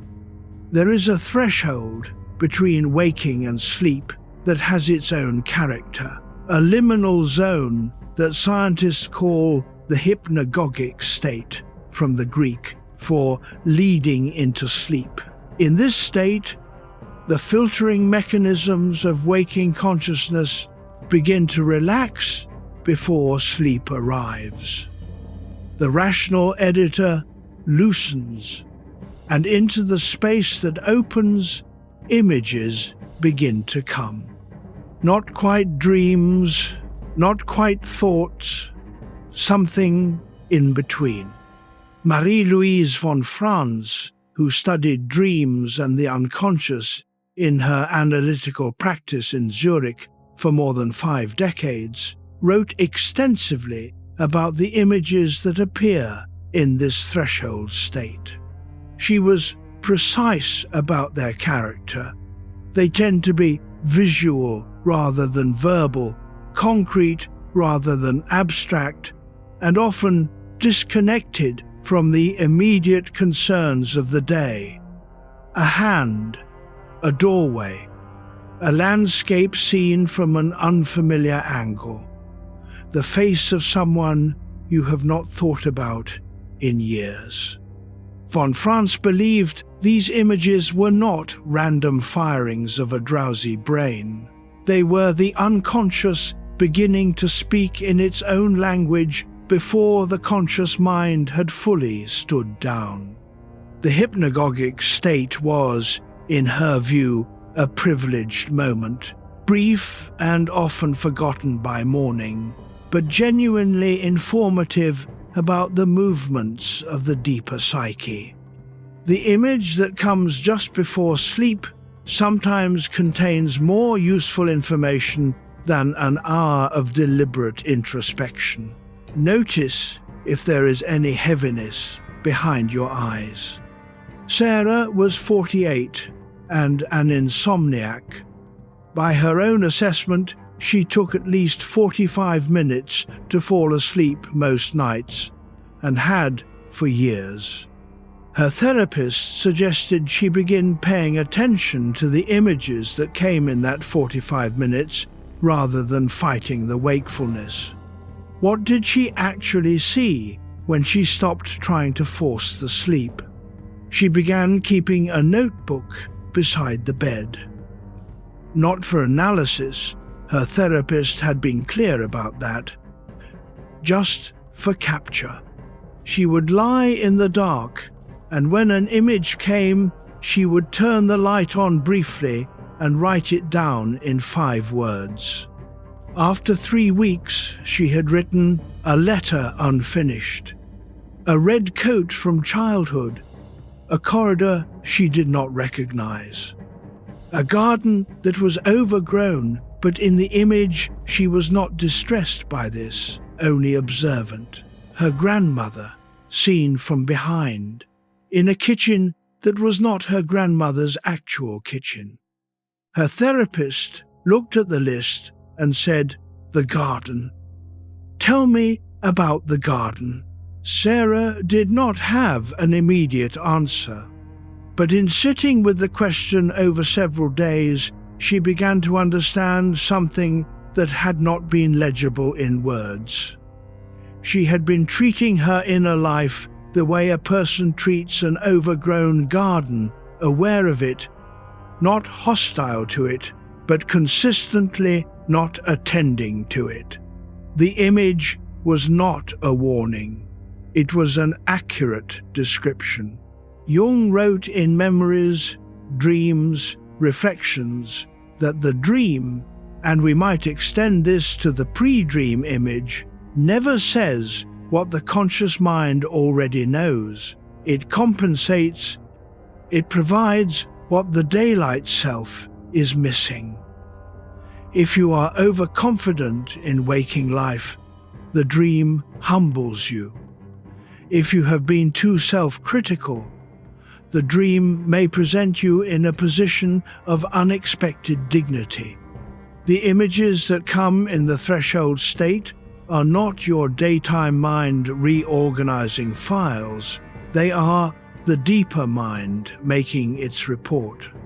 What you do with the hypnagogic images matters less than whether you receive them. The standard response is to dismiss them as noise, the random flickering of a drowsy brain without significance. This is almost certainly wrong. The dismissal is itself a kind of habit, a reflex of the analytical mind that sorts all incoming material into the categories of meaningful and not meaningful, according to criteria that exclude most of what the unconscious produces. Von Franz spent decades arguing against this habit for a different kind of attention, not the attention that analyzes, but the attention that receives. You do not need to understand what the image means. You do not need to translate it. You only need to notice it, perhaps write it down in the 5 words that Sarah used, and allow it to do what images do when they are received rather than dismissed. They return, they develop, they build across weeks and months into something that the analytical mind can eventually begin to work with. A pattern emerges, a figure becomes familiar, a landscape recurs, and the landscape over time begins to tell you something about the territory of your own interior that 100 hours of deliberate introspection would not have reached. Chapter 17, The Body Knows Before the Mind. Here is what was seeded earlier in the first part of this night.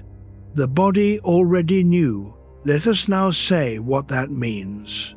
Bessel van der Kolk in The Body Keeps the Score, published in 2014 after decades of clinical research at Boston University and the trauma center he founded in Massachusetts, made a case that has since altered how many clinicians understand the relationship between mind and body. He argued with substantial evidence that the body is not merely the vehicle the mind inhabits. It is a site of memory, processing, and intelligence in its own right.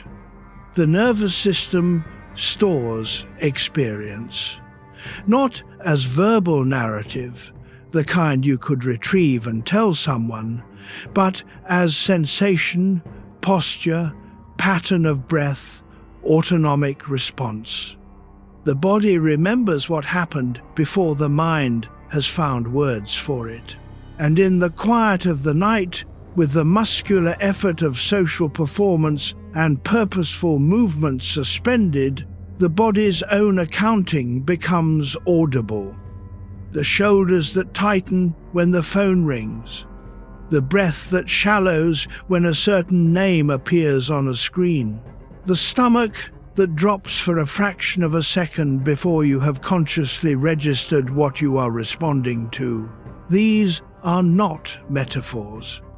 They are the body's nervous system doing what it has always done, reading the environment faster than language can. Breathe. Helen, from the 5th chapter, the woman who returned to work 8 days after her mother died and could not sleep for 3 months, felt her body keeping the vigil before her mind consented to join it. The insomnia was the body saying, "Something happened." The mind was saying, "I am managing fine." The body was more accurate. Jung's colleague and successor in many respects, the German-Swiss analyst Theodor Abt, wrote about the body as the shadow of the psyche, meaning that what the conscious mind refuses to carry, the body agrees to hold. Not indefinitely, not without cost, but with extraordinary patience. The tight jaw in the night, the chest that feels pressed, the belly that will not soften no matter how deliberately you try to relax. These are not random physical events. They are the body reporting on the emotional content it has been asked to carry without acknowledgement. You do not need to fix this right now. You only need to notice it. What the body knows before the mind is simply this: things are not exactly as the mind's official account says they are. Something is being carried that has not been named. Something happened that has not been fully felt. The gap between the mind's story and the body's experience is where insomnia often lives.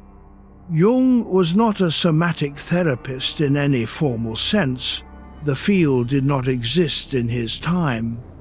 But he understood that the psyche and the body were not separate systems processing the same experience in parallel. They were, in some fundamental way, continuous. What moved in one moved in the other. What was frozen in one was frozen in the other. The body is not lying to you at night. It is telling you something specific, and the specific thing it is telling you is almost always more useful than what the mind has been saying. Chapter 18, Childhood Echoes in Restlessness. John Bowlby spent his career tracing the lines between the earliest relationships and the patterns of adult emotional life. His attachment theory, developed primarily in the 1950s through 1970s at the Tavistock Clinic in London, proposed something that was both obvious and, at the time, professionally controversial. What happens between a caregiver and an infant in the first years of life shapes, in lasting and often non-verbal ways, how that person relates to others, to themselves, and to the world. The securely attached child, the one who could count on the caregiver's consistent presence, attuned response, and reliable repair of ruptures, grows into an adult who can, with some ease, move between closeness and independence. They can ask for help. They can tolerate periods of aloneness without interpreting them as abandonment. Their nervous system, trained by experience to expect that the world is generally responsive, operates at a lower baseline of alarm. The child whose early attachment was inconsistent, anxious, or marked by significant absence does not grow into a fundamentally different person, but they grow into an adult whose nervous system learned a different lesson about how reliably the world responds, and that lesson continues to run mostly below conscious awareness, well into the 6th and 7th decades of life. At night, in the dark, the childhood lessons run clearly. Let your legs relax. The restlessness that keeps some people from sleep has this quality of something older than the current circumstances of their life. The ambient unease does not quite match the life as externally assessed. The life is, in many ways, stable and even good. And yet, something at the level of the nervous system is still monitoring, still scanning for the unreliable approach, still waiting for the shoe. Anna, 65, had a mother who was physically present and emotionally unpredictable. Warm on some days, withdrawn on others, responsive and then suddenly unavailable in ways that had no clear pattern the child Anna could identify. Anna learned to be vigilant. She became very good at reading rooms, very attuned to the moods of others, very cautious about relying on external sources of comfort. She became, by most accounts, remarkably capable. She managed complex situations with unusual steadiness. And at night, even at 65, with her own children grown and the particular vulnerabilities of childhood decades behind her, her nervous system still ran at a slightly elevated hum. Bowlby would have recognized this as a feature of the anxious attachment style, not a disorder, but an adaptation that was accurate to the original environment and had persisted past the original environment's end.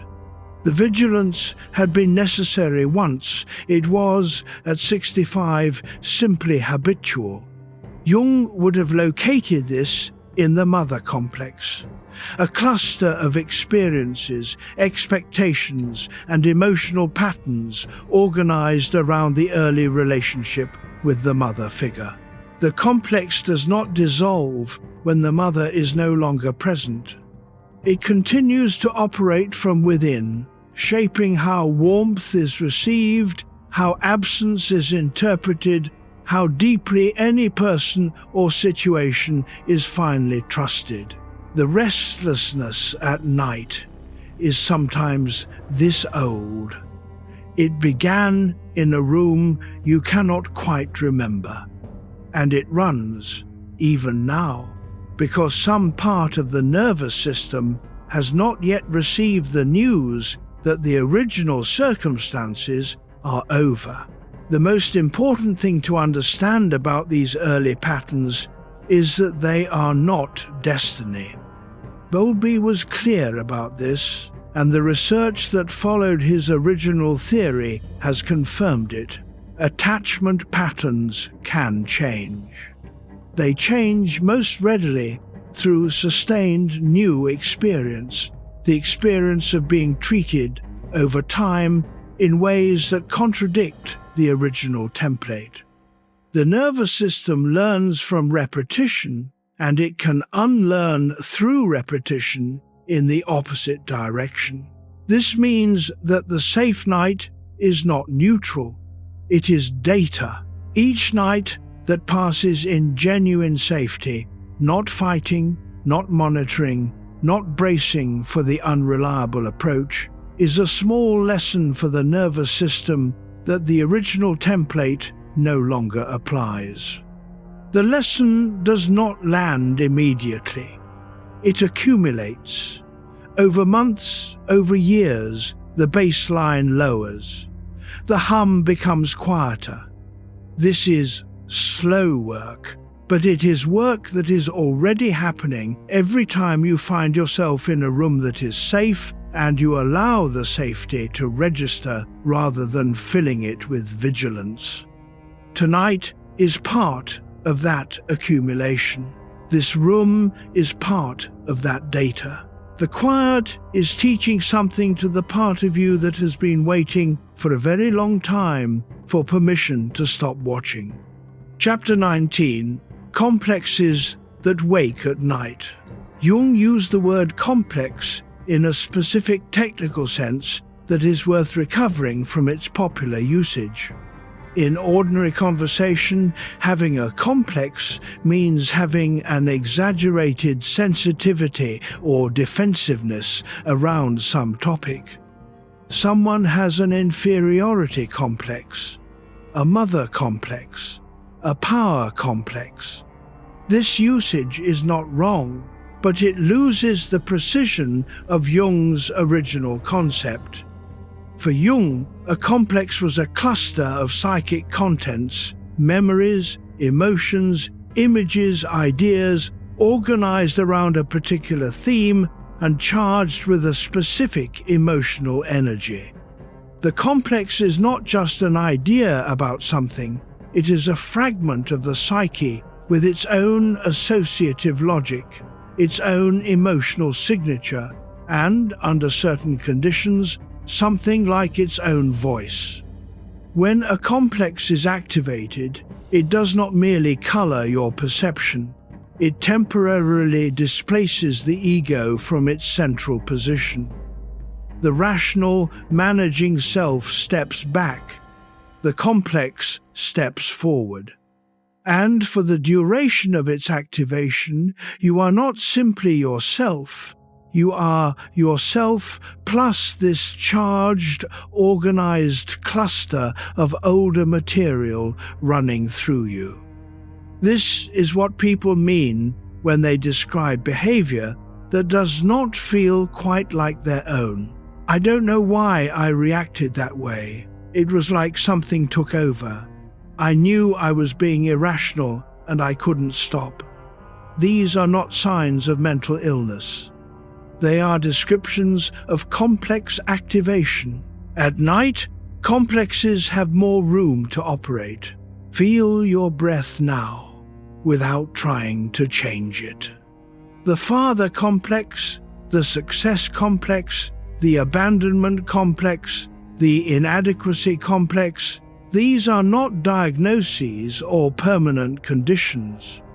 They are structures that formed in response to real experience, that organize that experience into a coherent emotional pattern, and that will activate whenever the ego encounters stimuli that resemble the original conditions closely enough.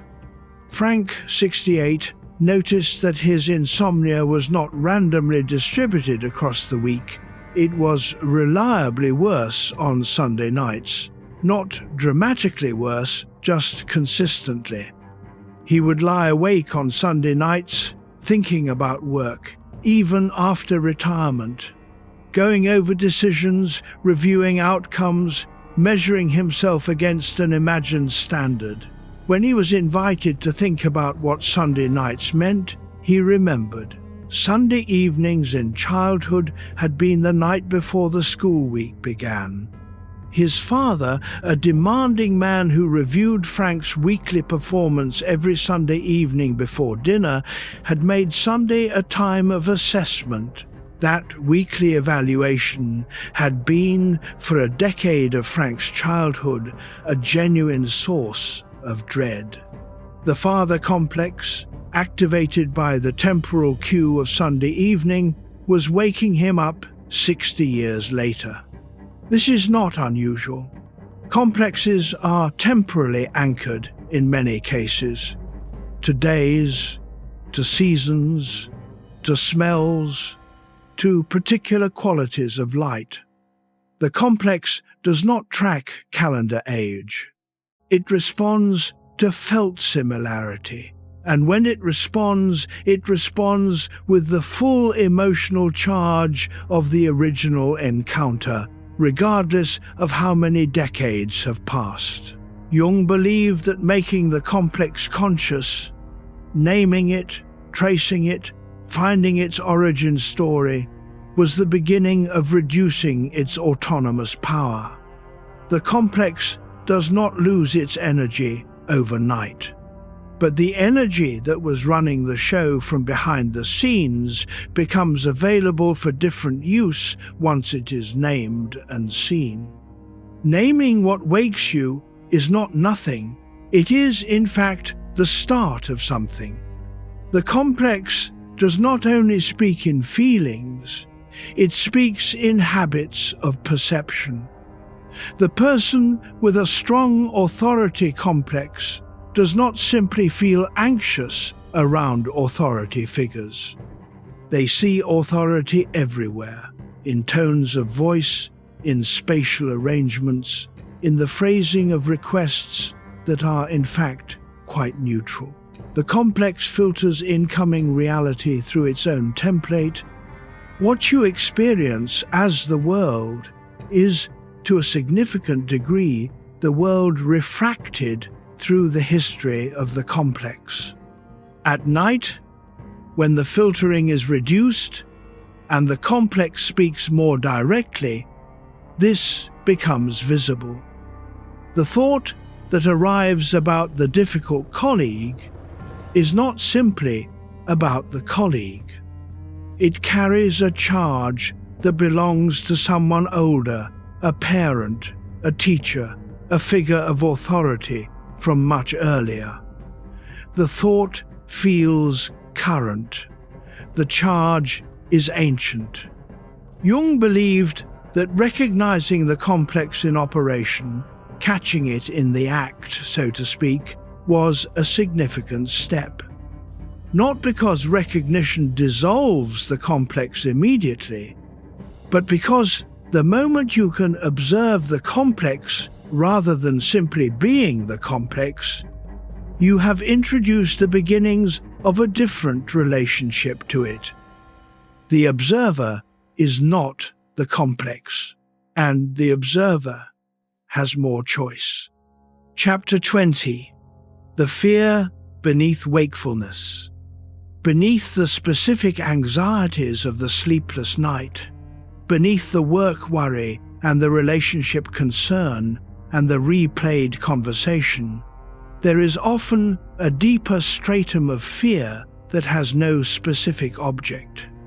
It is not about anything in particular, it is about the particular arrangement of things that makes human existence irreducibly precarious. Irvin Yalom, in his work on what he calls the ultimate concerns of human existence, identifies four: death, freedom, isolation, and meaninglessness. These are not pathological concerns. They are accurate descriptions of the human condition. Every person alive is going to die. Every person must, in some final sense, be the author of their own life, rather than simply inheriting a script. Every person is ultimately alone in their interior, and the universe offers no guarantee that any of this has meaning. Yalom spent his career in the room with people for whom these realities could no longer be adequately suppressed. His patients were not troubled by false beliefs. They were troubled by accurate ones. And the therapeutic work was not to replace the accurate beliefs with comfortable ones, but to help people find a way of living that could hold the accurate beliefs without being paralyzed by them. The fear beneath wakefulness is often one of these four concerns surfacing. Let your shoulders settle. Viktor Frankl, the Austrian psychiatrist who survived Auschwitz and founded logotherapy, wrote in Man's Search for Meaning that the primary human motivation is not pleasure or power, but meaning. He had observed in the camps what Yalom observed in the therapy room from a very different angle, that people who had something to live for, a person, a work, a purpose they could sustain regardless of circumstances, fared differently than those who did not. Not always, not without exception, but consistently enough to be significant. The fear beneath the wakefulness in the small hours of a comfortable life in a stable country is sometimes this: the fear that the life being lived does not quite cohere into something that justifies the living. Not that it is bad, not that it is unhappy, but that it does not accumulate into anything the self would recognize as its own deepest purpose. This is not a frivolous fear. It is not neurosis. It is the soul doing a kind of audit. Jung would have placed this under the heading of individuation, the lifelong process of becoming as fully as possible the particular person one is meant to be. He believed this process was not optional. It runs whether or not you cooperate, and when it is being blocked or ignored, it produces symptoms: restlessness, nameless dissatisfaction, the sense of incompletion that no external achievement quite resolves. The fear beneath wakefulness is not telling you that your life has failed. It is telling you that something has not yet been found or honored or begun. It is worth listening to, not because it is comfortable, but because it is honest. The fear takes different shapes in different people, but it shares a texture. It is not the sharp, specific fear of a diagnosed illness or a failing business. It is a slower, more ambient thing, an undertow, the sense that somewhere below the surface of the life being managed, something is not being attended to, something that will matter. Frankl observed that many of his clients in post-war Vienna were not suffering from clinical disturbance. They were suffering from what he called the existential vacuum, the emptiness that arrives when meaning is absent or insufficient. He did not mean cosmic meaning. He meant the particular kind that comes from being genuinely engaged with something chosen rather than merely inherited. The fear beneath the wakefulness is sometimes this vacuum felt not as emptiness. The life is full, as a quality of fullness that does not quite satisfy. The way a meal taken without appetite nourishes the body but leaves something else untouched. Chapter 21: Mental Health and Night Vigilance. The writer William Styron, in his account of severe depression published as Darkness Visible in 1990, described insomnia as one of the hallmark features of the illness, not peripheral to it, but central. Sleep disturbance in serious depression is not incidental. The architecture of sleep changes. The deep, restorative stages shorten. The person wakes early, often at 3 or 4 in the morning, into what Styron described as a dreadful consciousness. He was specific and careful in his language. The consciousness that arrived in those early morning hours was not the ordinary waking mind. It had a quality of finality, of despair without object, that the daylight hours did not produce with the same force.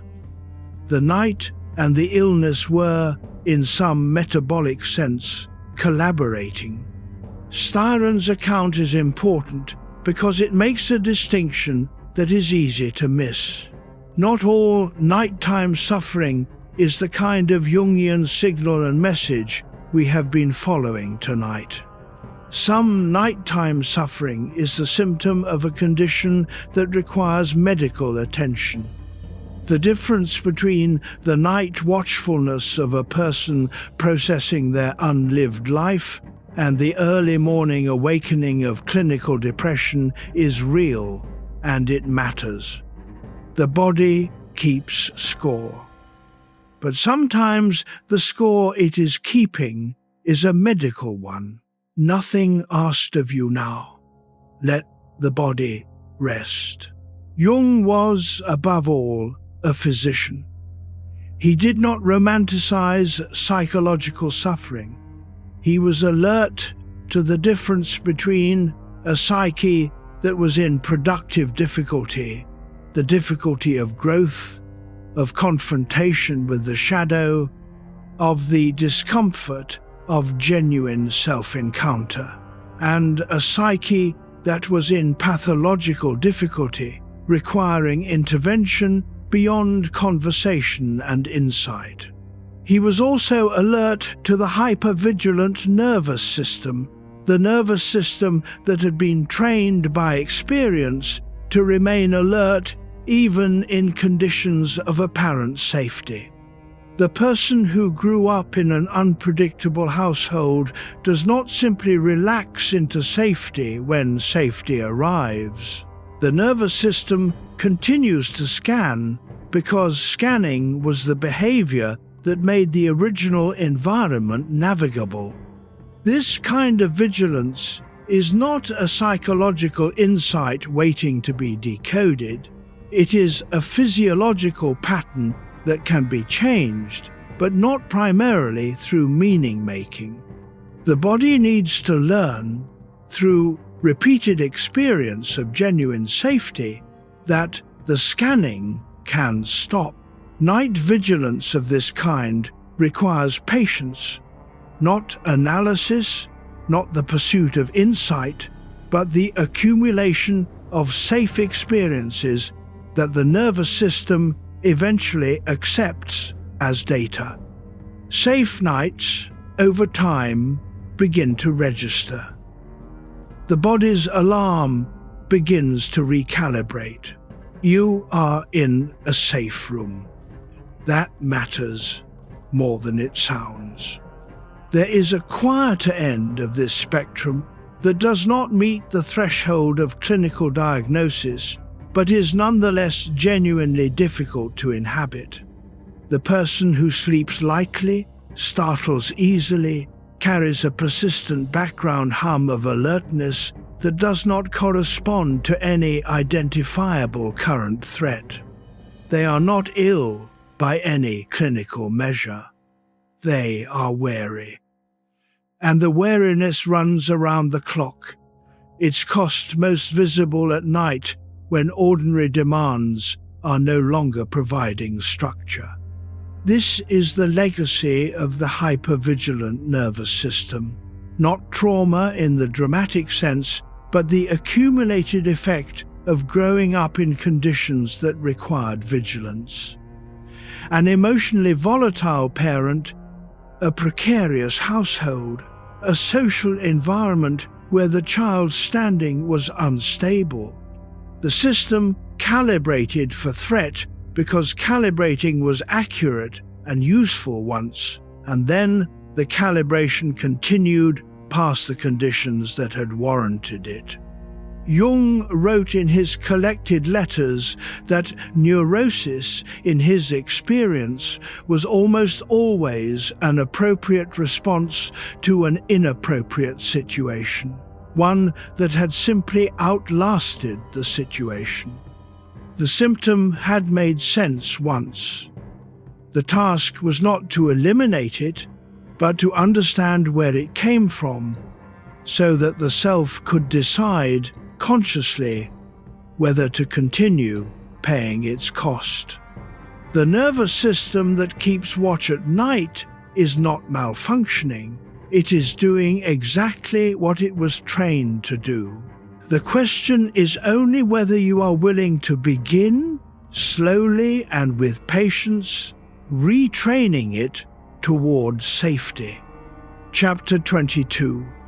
Why fatigue cannot force rest. The body exhausted and the mind alert. This is one of the stranger experiences of human consciousness. You have been here before. The day was long. The body is past its limit. The eyes are unwilling to stay open. And yet, horizontal in the dark, the mind is running at a pace that seems indifferent to the body's condition. The fatigue cannot force rest because fatigue and rest are not the same thing. Fatigue is the depletion of resources, the running down of glucose, of muscular energy, of the neurochemical capacity for sustained attention. It is a state. Rest is something different. It is the condition in which the nervous system allows itself to move toward the recovery that sleep provides. The body can be deeply fatigued, and the nervous system still on alert. The alert nervous system, regardless of the body's condition, will prevent the descent into sleep.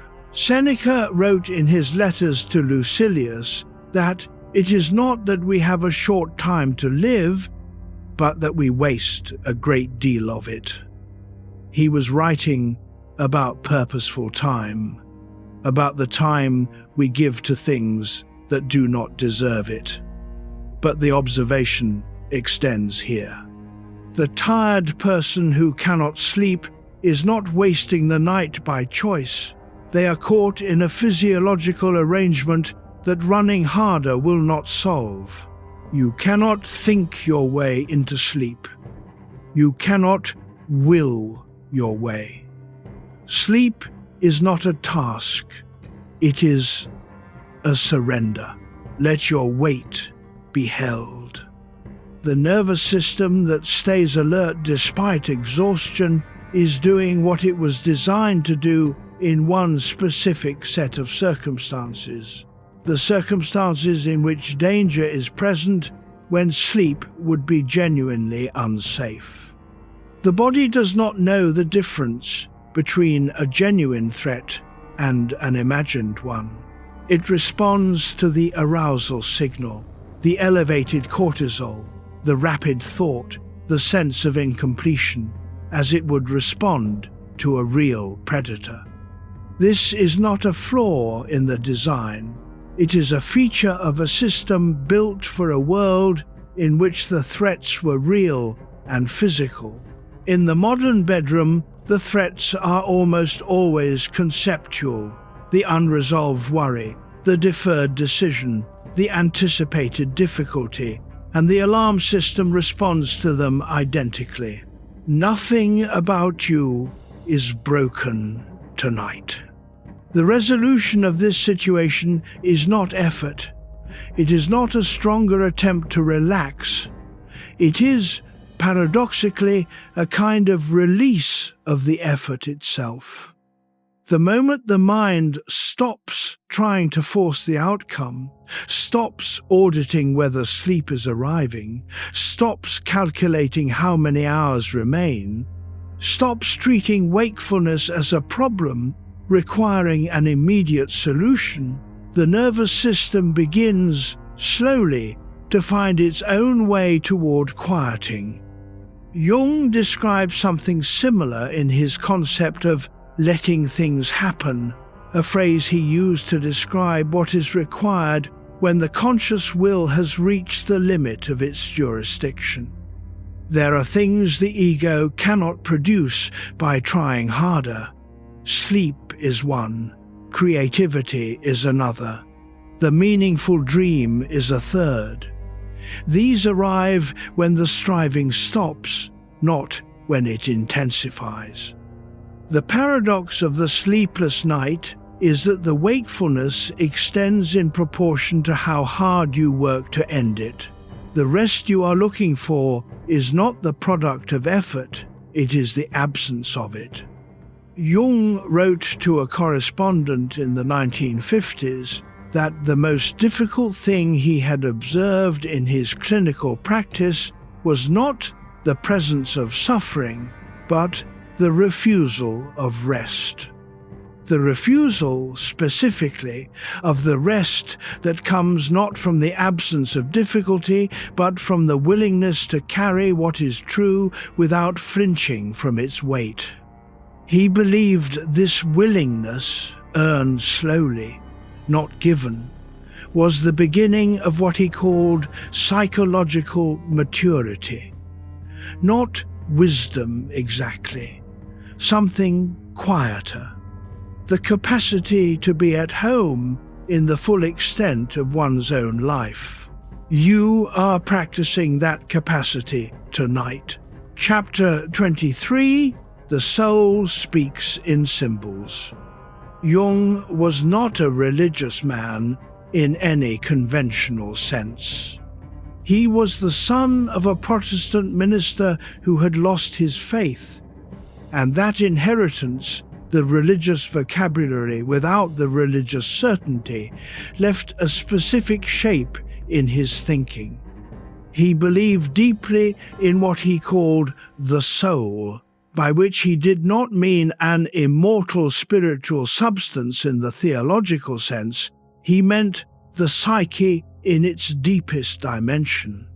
He meant the part of a human being that does not reduce to ego function or social role or biological mechanism. And the soul, he believed, speaks in symbols, not in concepts, not in argument, not in the carefully articulated propositions of the daylight mind, in images, in story.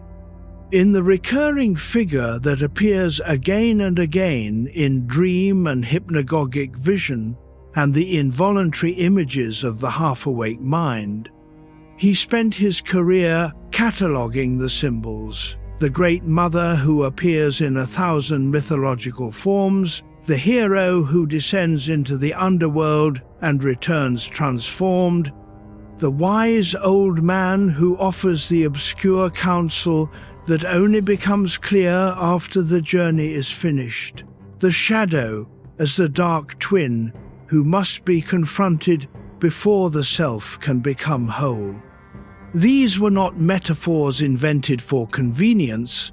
They were, he believed, structural features of human psychological experience, as reliably present as the grammar beneath all human language. Nothing to do now, just rest in the hearing. In the minutes before sleep, when the editor has retired and the analytical mind begins to soften, symbols arise. They come as images, a door in an unexpected wall, a descent into water, a fire seen from a distance, a face belonging to no one you consciously know. These are the soul's preferred vocabulary. They cannot be fully translated into the daylight language of concept and proposition, but they can be received. Receiving a symbol does not require understanding it. The analyst James Hollis writes that the purpose of engaging with symbolic material is not to extract its conceptual content and discard the image. The purpose is to allow the image to do its work, which is different from the work of ideas. Images move something in the body. They resonate in a way that concepts do not. The image of the overgrown garden landed differently for Sarah than any verbal description of her neglected inner life would have. The symbols that arise tonight, in the threshold between waking and sleep, are not random. They are the soul's report on the territory you have been traveling. Not a map that explains, a feeling that orients. You do not need to decode them, you only need to receive them. There is a quality to symbolic experience that is worth naming. It cannot be argued with. You can argue with a concept. You can find the flaw in its logic, the gap in its evidence. A symbol does not work that way. The image of the overgrown garden does not present a proposition to be assessed. It lands somewhere below assessment, in the body, where feelings live before they have become ideas. This is why Jung insisted throughout his career that symbolic language was not a primitive precursor to conceptual language, something humanity would eventually outgrow. It was a different kind of intelligence, operating on different material. The rational mind can describe what grief is. The symbol of the empty chair at the dinner table can make you feel it. Both are knowing. They are not competing. They are complementary accounts of a reality too large for either one alone. Von Franz, who worked with symbols her entire clinical life, wrote that the moment a person begins to take their own symbols seriously, to write them down, to sit with them rather than rush past them, something shifts in the relationship between conscious and unconscious. Not dramatically, subtly. The inner life begins to feel less random, more purposeful. The symbols, once attended to, reveal a coherence that was always present but overlooked. Tonight, in the space between what you have been thinking and what has arrived without invitation, there is symbolic material. Let it be what it is. Chapter 24. Loneliness in the dark room. Come back gently now, if you have drifted. The night still has things to say. We are past the middle of it, and the deeper rooms are opening.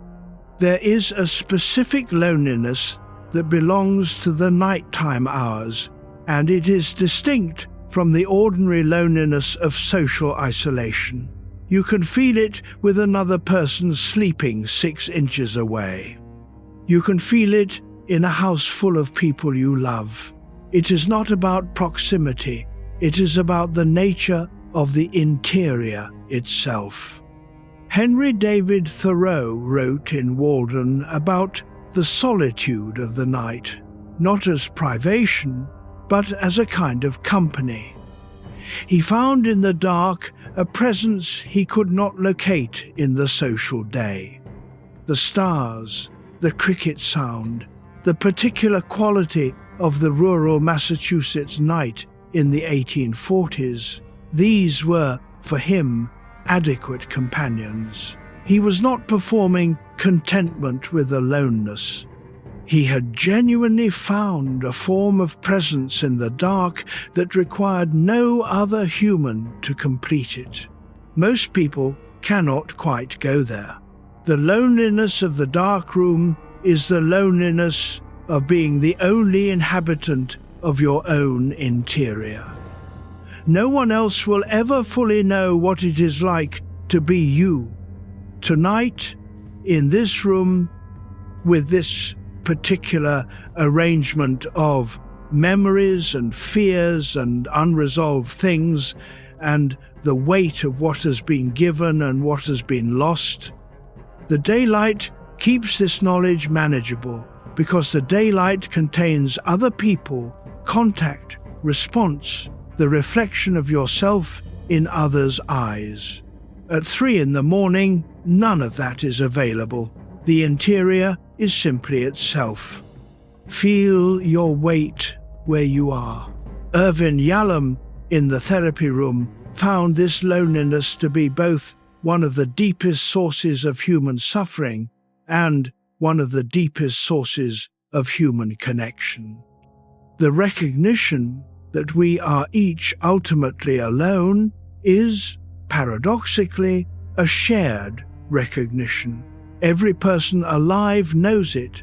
The acknowledgement of it in the therapy room, in honest conversation, in art and literature that names it without flinching, produces a moment of genuine meeting precisely because it names what is usually hidden. The dark room at 3 a.m. is, in a sense, the most honest room you will ever occupy. No one is watching. No performance is required.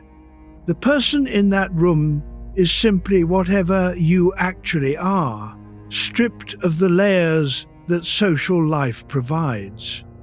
Jung believed that the capacity to be alone, truly alone with the interior, was not a talent or a personality trait, but a developmental achievement. Many people never acquire it.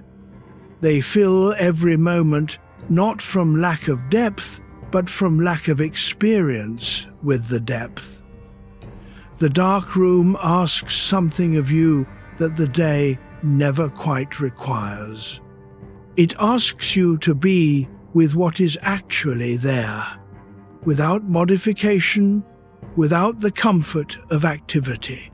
This is not a small thing, but you are already doing it. Jung's prescription for this kind of aloneness was not company, it was depth. The person who can go deep enough into their own interior, who has developed, through years of self-encounter, a genuine relationship with the larger psyche, finds a form of companionship in the depth that does not require another person to provide it, not as a replacement for human connection, as a supplement, a place to go when the dark room is simply the dark room and nothing external is available. He called this the development of the interior life, and he believed it was one of the primary tasks of the second half of human existence. The first half is largely outward, building, achieving, relating, securing. The second half turns inward. The person who has not made this turn by the time the outward structures begin to thin out, when the career reaches its natural limit, when the children leave, when the body begins its slow renegotiation of the terms, will find the inward turn forced upon them by circumstances. Better, Jung thought, to have begun it voluntarily. The dark room at 3 in the morning is not an interruption to the interior life. It is one of its preferred settings. Chapter 25. What the Sleepless Man Avoids. We planted this question in the 3rd chapter of Tonight. The thing the sleepless mind avoids, let us find it now. The question is not rhetorical. Jung asked it directly of many patients across 50 years of clinical practice. What would you have to face if the waking stopped? The answers vary by person, but certain patterns repeat. Some people are avoiding grief, not dramatic grief, not the fresh grief of a sudden loss, which has its own unmistakable force. The quiet, ambient grief of accumulated time. The grief of the life that did not happen, the person you might have been, the choices that closed other doors. The grief of people no longer alive who should have been held more often. The grief of your own body aging. None of this is catastrophic, but it is real, and it requires a container, and the wakefulness has been providing one. Some people are avoiding a decision, not a decision they have not yet had the information to make. They have the information, a decision they have not yet found the courage for. The marriage that should end or transform, the career that has run its course, the conversation that has been deferred for years. The wakefulness is not preventing the decision. It is postponing the moment when the decision becomes unavoidable. Some people are avoiding themselves, not in any dramatic sense, simply the particular self that exists when all the roles are removed. When they are not the parent, the professional, the partner, the reliable one, the capable one.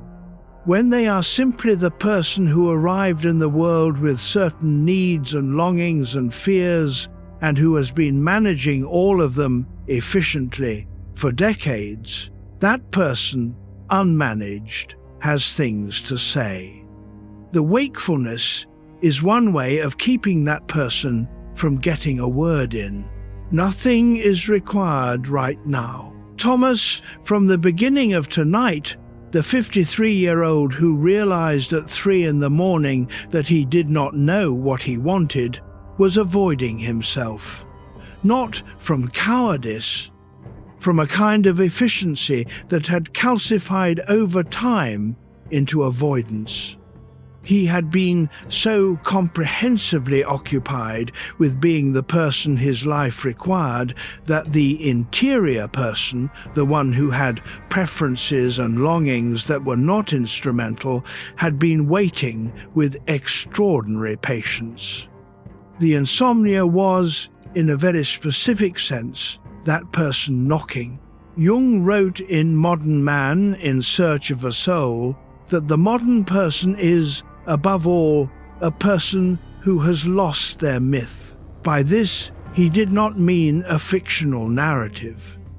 He meant a story large enough and true enough to organize a life around. When the organizing story fails, when the career is no longer adequate as a total account of a life, when the family has launched and the role has changed, when the beliefs that held the framework in place no longer quite hold, the psyche does not simply substitute a new story.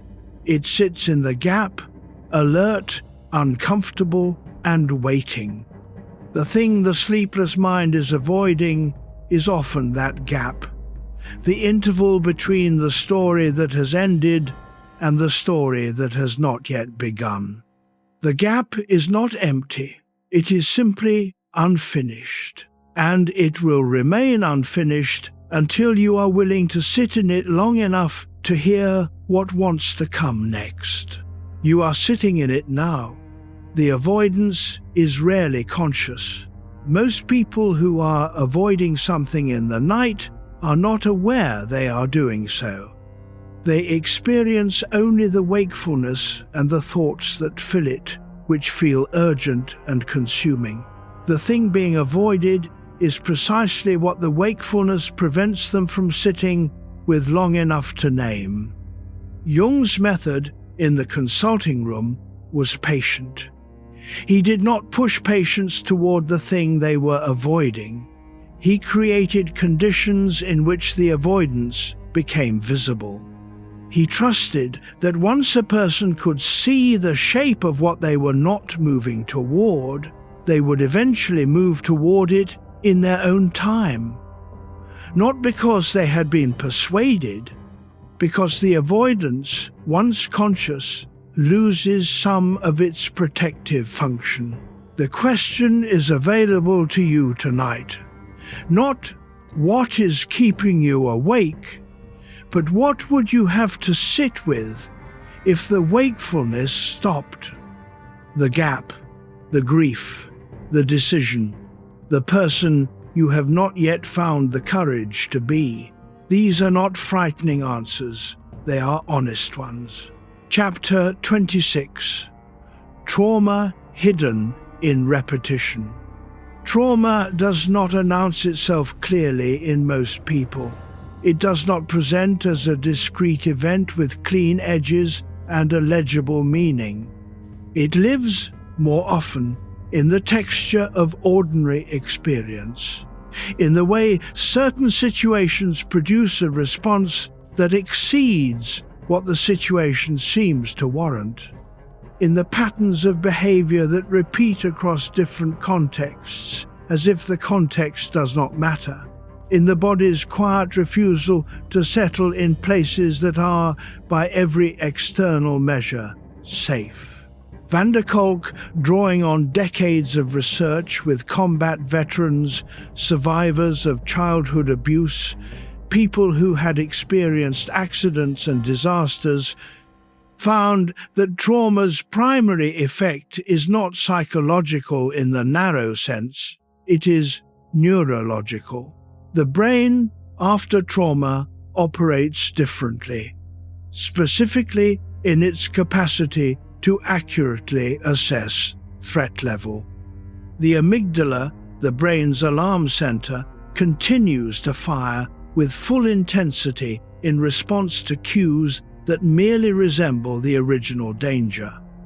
The executive function that can override the alarm is weakened. The result is a nervous system that cannot always distinguish between past and present. At night, in the vulnerability of sleeplessness, this distinction collapses most completely. The past is not past for the traumatized nervous system. It is ongoing. It is happening in the body right now, triggered by stimuli that the conscious mind may not even register. A smell, a quality of light, the particular way the dark feels in a room that is small and quiet. Let your jaw release. Paul, whose 3 a.m. shame we visited in the 10th chapter, had something beneath the shadow complex that took longer to find. His father had not been cruel by any simple measure. He had been disappointed, frequently and specifically, in Paul's early performance, at school, at sports, at the things fathers of that generation used to measure their sons. The disappointment was not accompanied by violence or neglect. It was accompanied by a very particular silence, the withdrawal of engaged attention. The father's attention, when Paul succeeded, was warm. When Paul fell short, the father became simply absent in the room, present physically, gone in every other sense. This pattern, warmth contingent on performance, withdrawal contingent on failure, had been encoded so early and so thoroughly that Paul had never fully identified it as a template. He only knew that at 3 a.m, when the performance of the day was over and no new performance was yet available, something in him became very quiet and very afraid of the absence. The fear was old. It was accurate to an old situation. It had simply never been traced to its origin. Jung's concept of the complex is relevant here again. The complex forms around a wound and then organizes the present around that wound's logic. The adult is not re-experiencing the past as memory. He is experiencing the past as present because the nervous system was trained on the past and continues to apply its training. Tracing the repetition back does not instantly dissolve it, but it changes its meaning. The terror of the 3 a.m. absence becomes, once traced, comprehensible, and comprehensibility is the beginning of choice. You cannot choose differently from something you cannot see. Once you can see it, the territory of choice expands, even if only slightly. Chapter 27, The Unlived Life Returns. James Hollis, in his book The Middle Passage, writes about the phenomenon he calls the unlived life, the life that was possible but was not taken, the self that might have emerged but was not allowed to, the longings that were set aside in favor of the practical, the expected, the manageable. He is not being romantic about this. He does not argue that the road not taken was necessarily better than the road taken, or that the choices made were wrong. He argues only that what was not lived does not simply disappear when it is not chosen. It remains. It accumulates. It returns, typically in the middle years of life, and it makes itself felt in ways that the ego did not expect. The unlived life returns in the dark room. It is the writing that was never begun, the country that was never visited, the relationship that was not risked, the conversation that was not had, the grief that was not honored, the joy that was not allowed in because it felt too precarious to trust. These are not necessarily dramatic absences. Sometimes the unlived life is very quiet. It is the version of you that would have spent Sunday mornings differently, that would have said no to certain things and yes to others, that was interested in something that never received the necessary permission. Nothing is asked of you. Rest in the hearing. Rachel was 58 when she woke at 2 a.m. thinking about painting.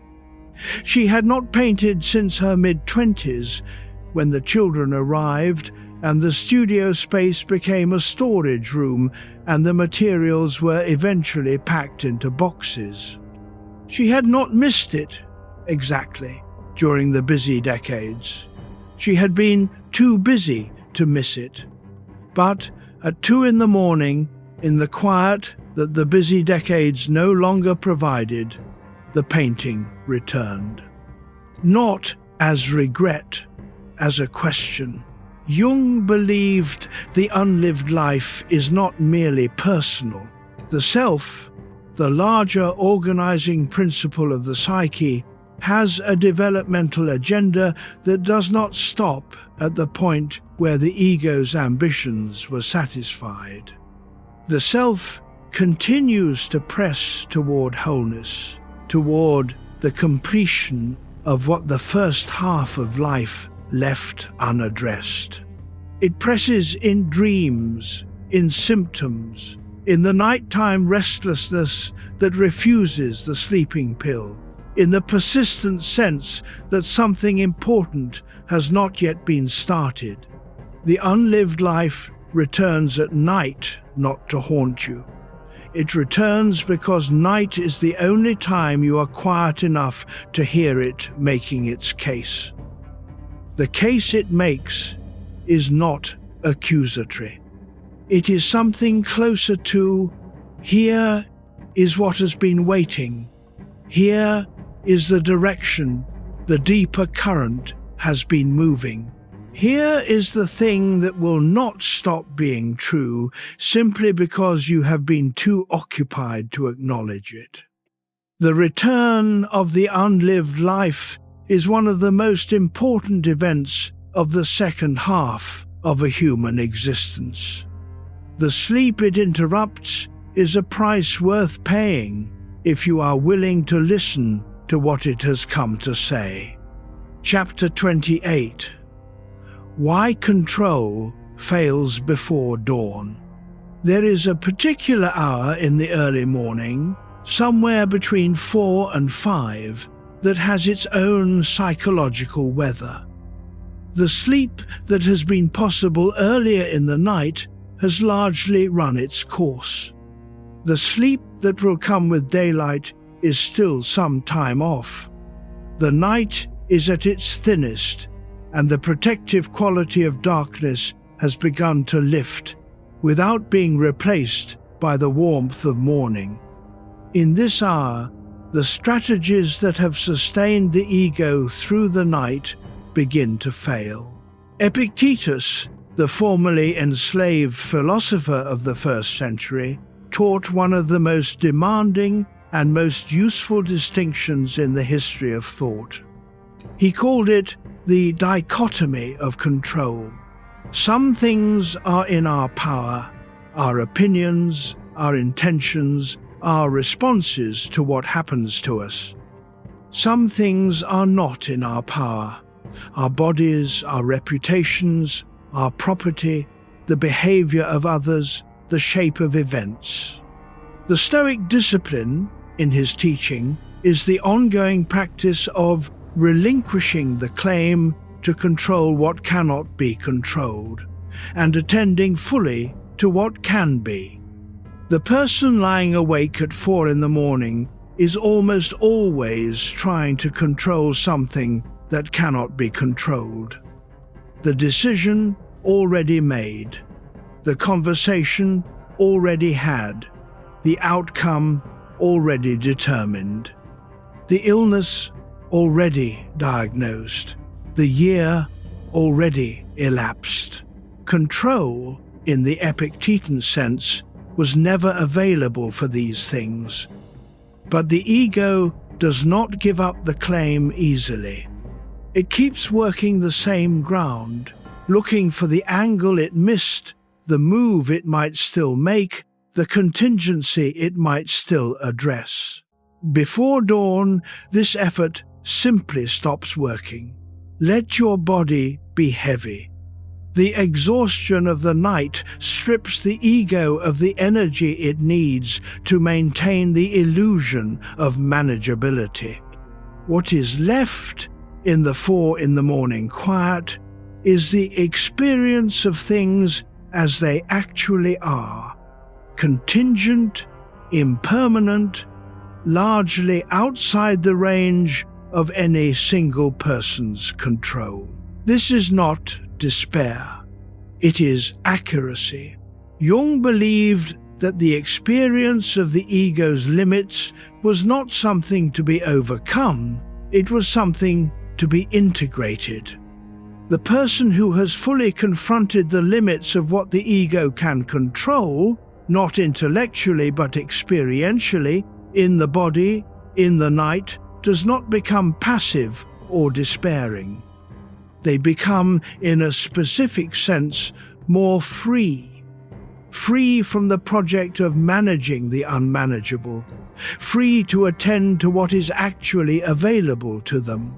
Marcus Aurelius wrote in the Meditations, in the early 170s, from a military camp at the Danube frontier, a man who governed the largest empire on earth, and who wrote to himself each morning about the precise limits of his own authority.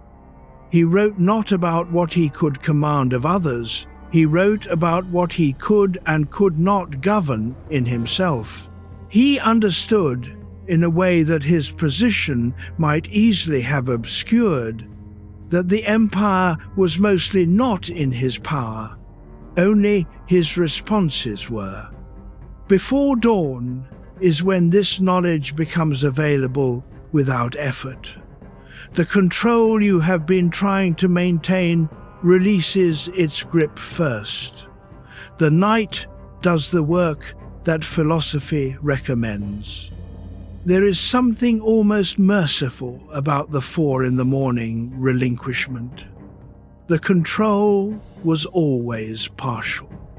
The control was always the ego's most comforting fiction, the belief that the outcome was fundamentally in hand, that sufficient vigilance would produce sufficient safety, that the life could be secured by the quality of the management. It cannot, not fully, not ever. And the 4 a.m. hour is when this becomes undeniable, not because something has gone wrong, but because the resources required to maintain the fiction have finally run out. What is left when the fiction fails is not catastrophe. It is simply the world as it actually is. Contingent, impermanent, largely outside any single person's control, and still here. Still the same room it was an hour ago.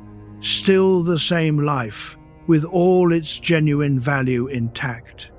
The loss of the fiction does not produce the disaster the fiction was designed to prevent.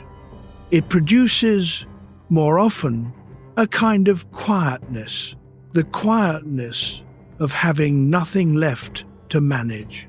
Chapter 29, The Self Beyond the Thinker. This is where the first seed of tonight comes to rest. We said at the beginning that there are 2 kinds of wakefulness. The first is the wakefulness of the ego, the watchful, planning, reviewing, managing wakefulness that keeps you conscious when the body would prefer sleep. That kind we have been tracing through the entire length of this night. The second kind of wakefulness is something different. It is the awareness that exists beneath the thinking, the quiet that is present even when the thoughts are loud, the noticing that is happening right now, the noticing of the room, of the breath, of the weight of the body, of the sounds in the distance. That is not itself a thought. It is the capacity out of which thoughts arise. Jung called this the self, and he distinguished it carefully from the ego by spelling it with a capital S. The ego is the center of consciousness. The self is the center of the whole psyche, conscious and unconscious together, and it is larger, older, and more patient than the ego by a considerable degree. The self is not a religious concept in Jung's usage, though he acknowledged that it is the psychological territory that religious traditions have always been mapping. It is not the soul in the theological sense, though it is what many people mean when they use that word.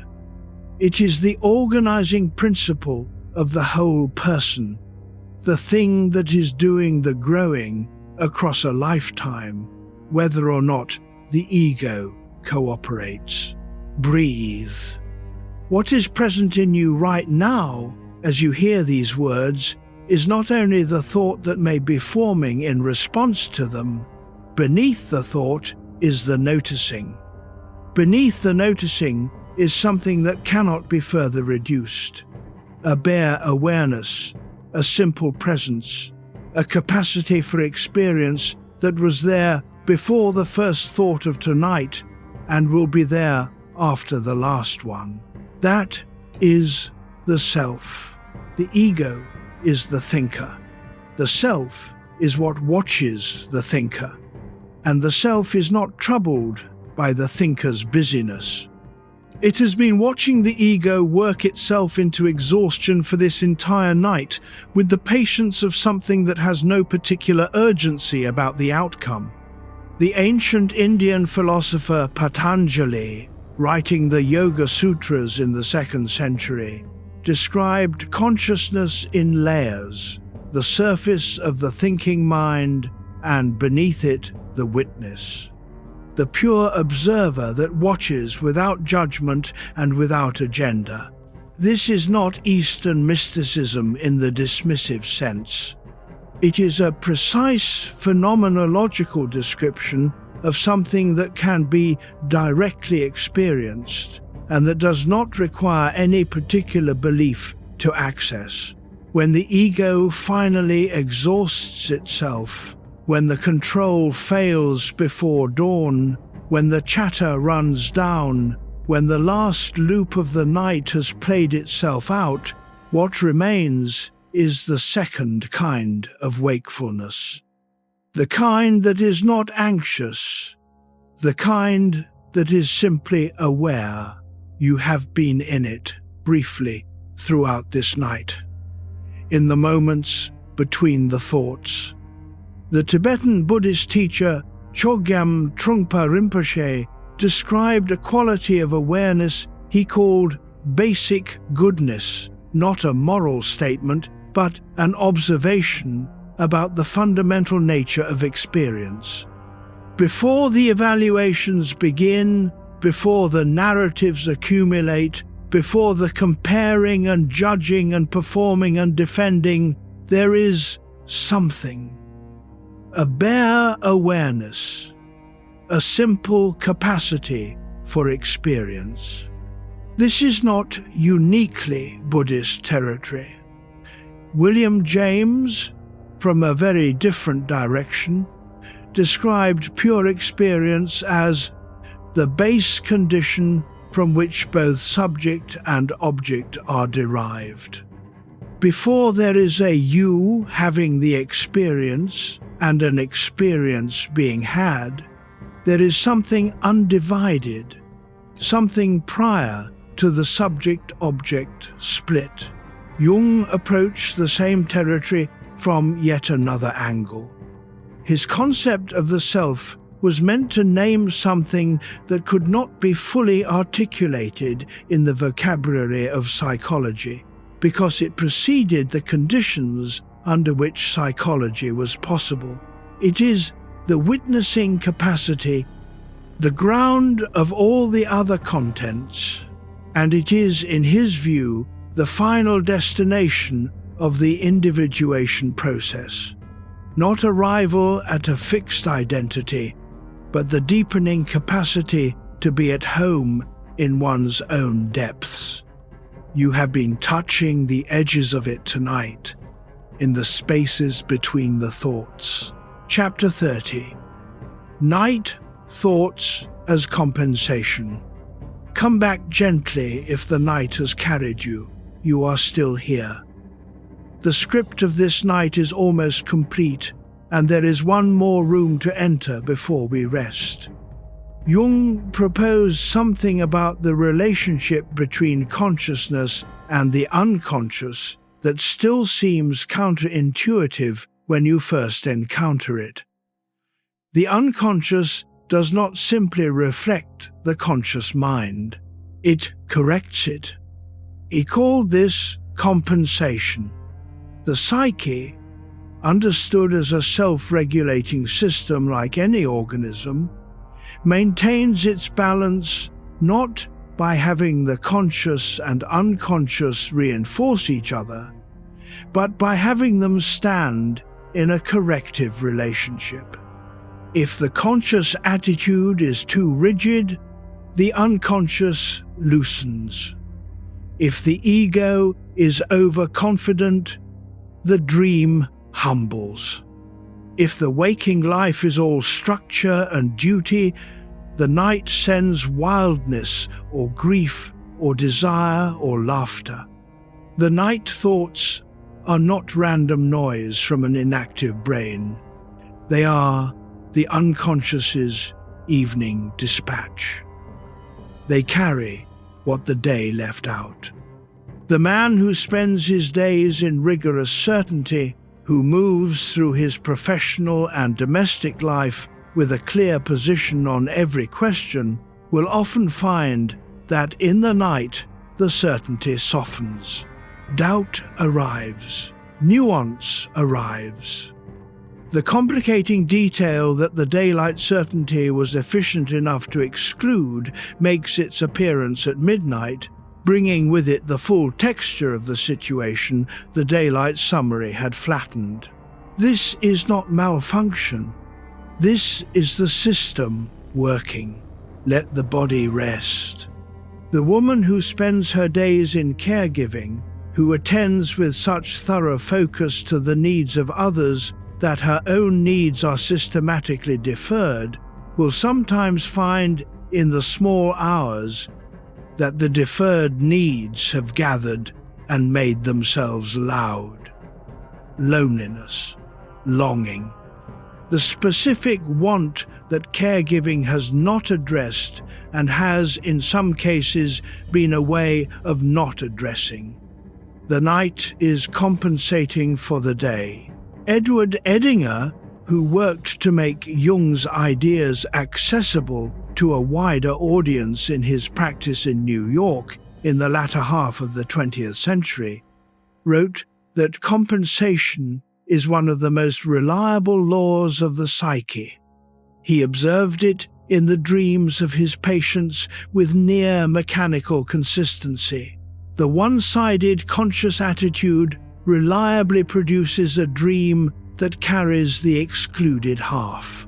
This does not mean the night is always wiser than the day. The compensatory material may itself be exaggerated, the dream overcorrecting for a milder imbalance. The point is not that the night is right and the day is wrong.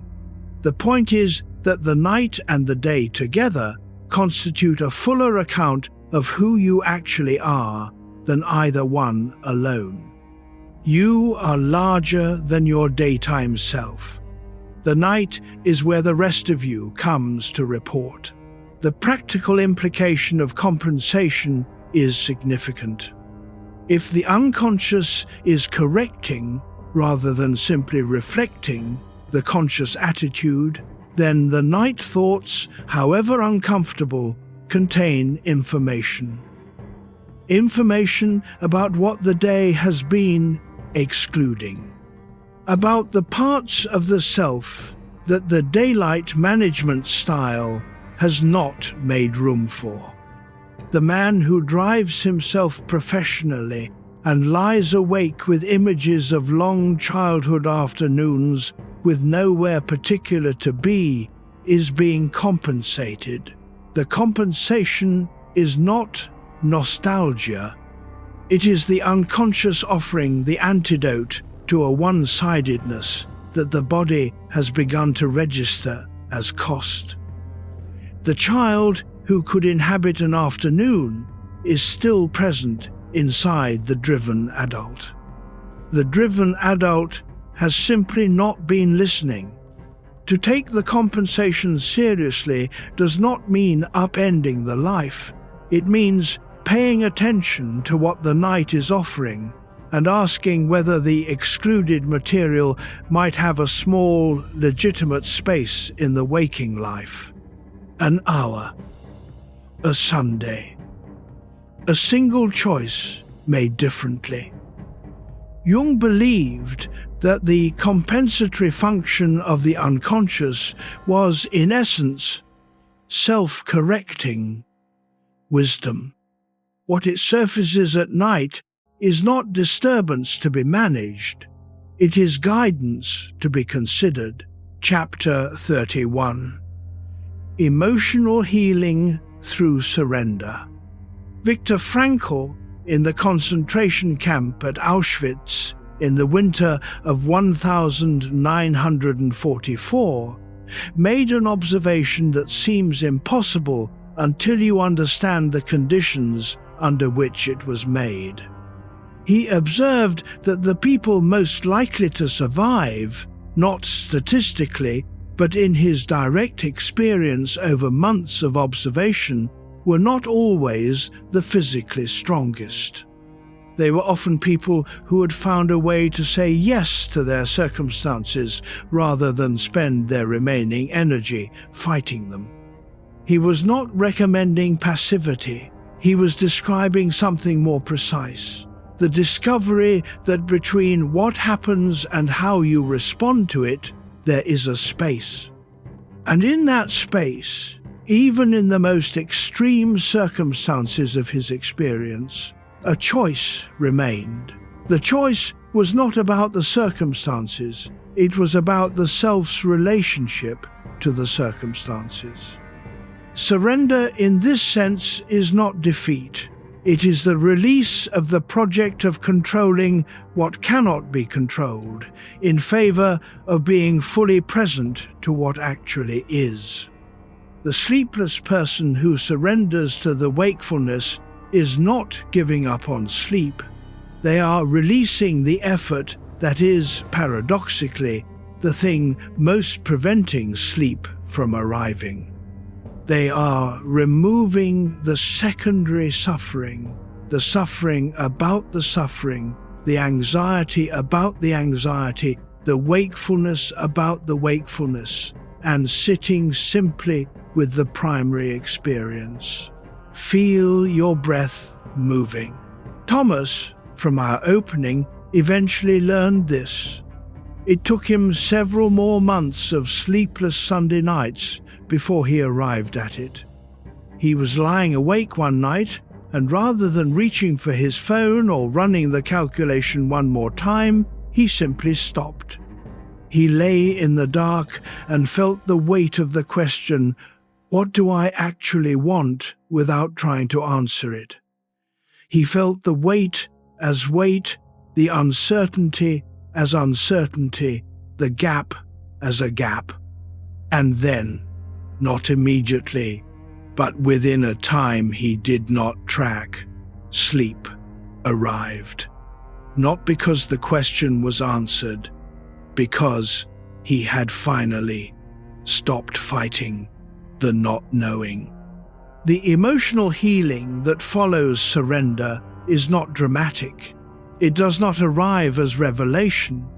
It arrives as a slight reduction in the muscular effort required to keep everything in order. A small relaxation of the held breath. The tension that had been the cost of management beginning very slightly to release. Jung believed that healing, in the deepest sense, not the symptom relief sense, was not something the therapist did to the patient. It was something the patient allowed. The psyche knows what it needs. The work of the conscious self is to stop preventing the psyche from moving toward it. The permission you give yourself tonight to not have it all resolved is not a failure. It is the beginning of what has been trying to happen. The paradox of surrender is that it requires a particular kind of courage, not the courage of effort, but the courage of setting the effort down. Many people find the first kind easier than the second. To try harder is a familiar instruction. To stop trying is a different invitation, and it can feel initially indistinguishable from giving up. But surrender, in the sense Frankl meant it, and in the sense Jung meant it, is not the abandonment of agency. It is the redirection of agency away from what cannot be changed and toward what actually can be attended to. The grief cannot be argued away, but it can be felt. The uncertainty cannot be resolved tonight, but it can be held without the resistance that makes it heavier. Epictetus in the Enchiridion wrote that we should not seek to have things happen as we wish, but wish for things to happen as they do. This is the most demanding instruction in Stoic philosophy and also the most liberating. not because it erases desire, but because it withdraws the secondary cost, the suffering that comes from fighting what is already the case. In the small hours of a night like this one, that instruction becomes available in a way it rarely is during daylight. The defenses are down, the constructive momentum has run out.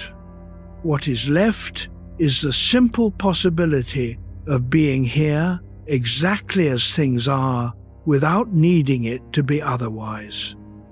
That is the doorway. It has been open all night. Chapter 32. Letting the deeper mind speak. There is a technique in Jungian practice called active imagination. Jung developed it partly from his own experience in the Zurich nights of 1913, the nights when the images came and he chose to follow them rather than dismiss them. It involves deliberately relaxing the critical faculty of the ego and allowing the contents of the unconscious to surface, then engaging with what surfaces not as symptom to be eliminated, but as communication to be received. It is not fantasy. It is not daydreaming. The distinguishing feature is the quality of attention, not passive drift, but active, receptive, alert engagement. Watching the image that arrives with genuine curiosity, following the figure that appears rather than directing it, receiving the symbol rather than analyzing it into disappearance. You do not need to do anything formal with this tonight. The night itself has been doing a version of it for the entire duration of our time together. The thoughts that have moved through you since you lay down, the images that have come in the threshold between attention and drift, the feelings that arose without specific cause, these are the deeper mind's material. You have been receiving it. Let your breathing settle into itself. Von Franz, writing in psychotherapy, described active imagination as the most direct conversation available between the conscious self and the unconscious.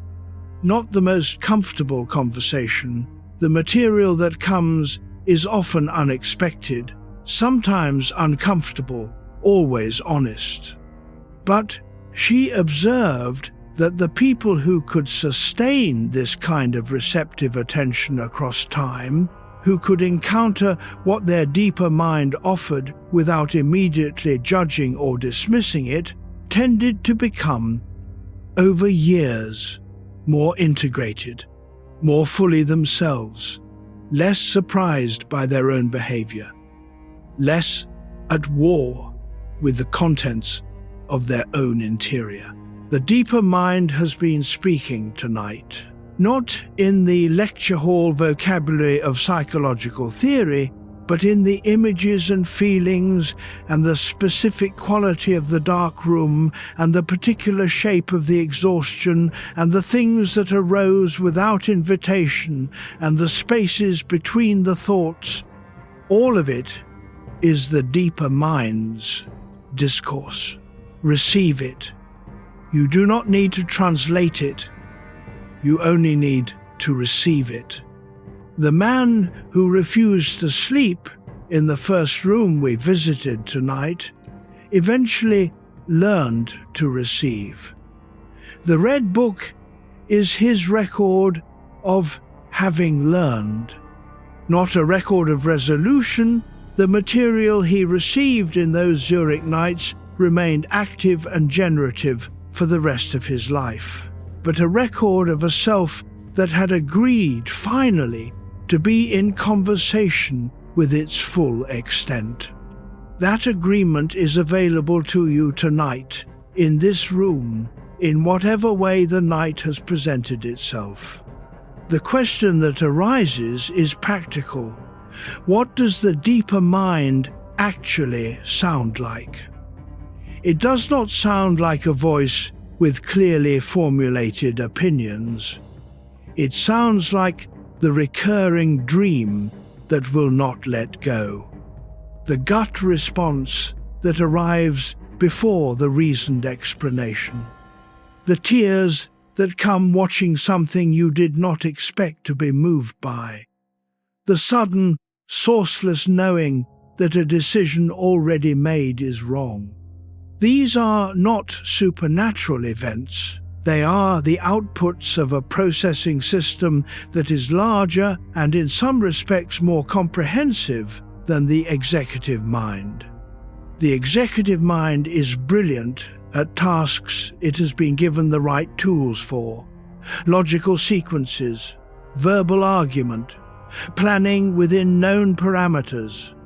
The deeper mind is better at integration, at finding the relationship between things, at pattern recognition across enormous spans of time, at the kind of knowing that cannot be achieved by deliberate inquiry, because deliberate inquiry is precisely what prevents it. Von Franz observed that people who made the most significant psychological progress in analysis were not always the ones who understood the most. They were the ones most willing to be surprised, to encounter something that contradicted their working self-understanding and allow the contradiction to stand unresolved long enough to teach them something. The deeper mind speaks most clearly when the explaining stops. It has been speaking tonight. Chapter 33. The quiet work of integration. The word individuation is Jung's most important word. He used it to describe the process by which a person becomes, as fully as possible, the particular individual they are, as distinct from the collective expectations, inherited roles, and culturally assigned identities that fill most of the available space in the first decades of a life. Individuation is not self-improvement. It is not optimization. It is not the pursuit of a better or more successful version of the self.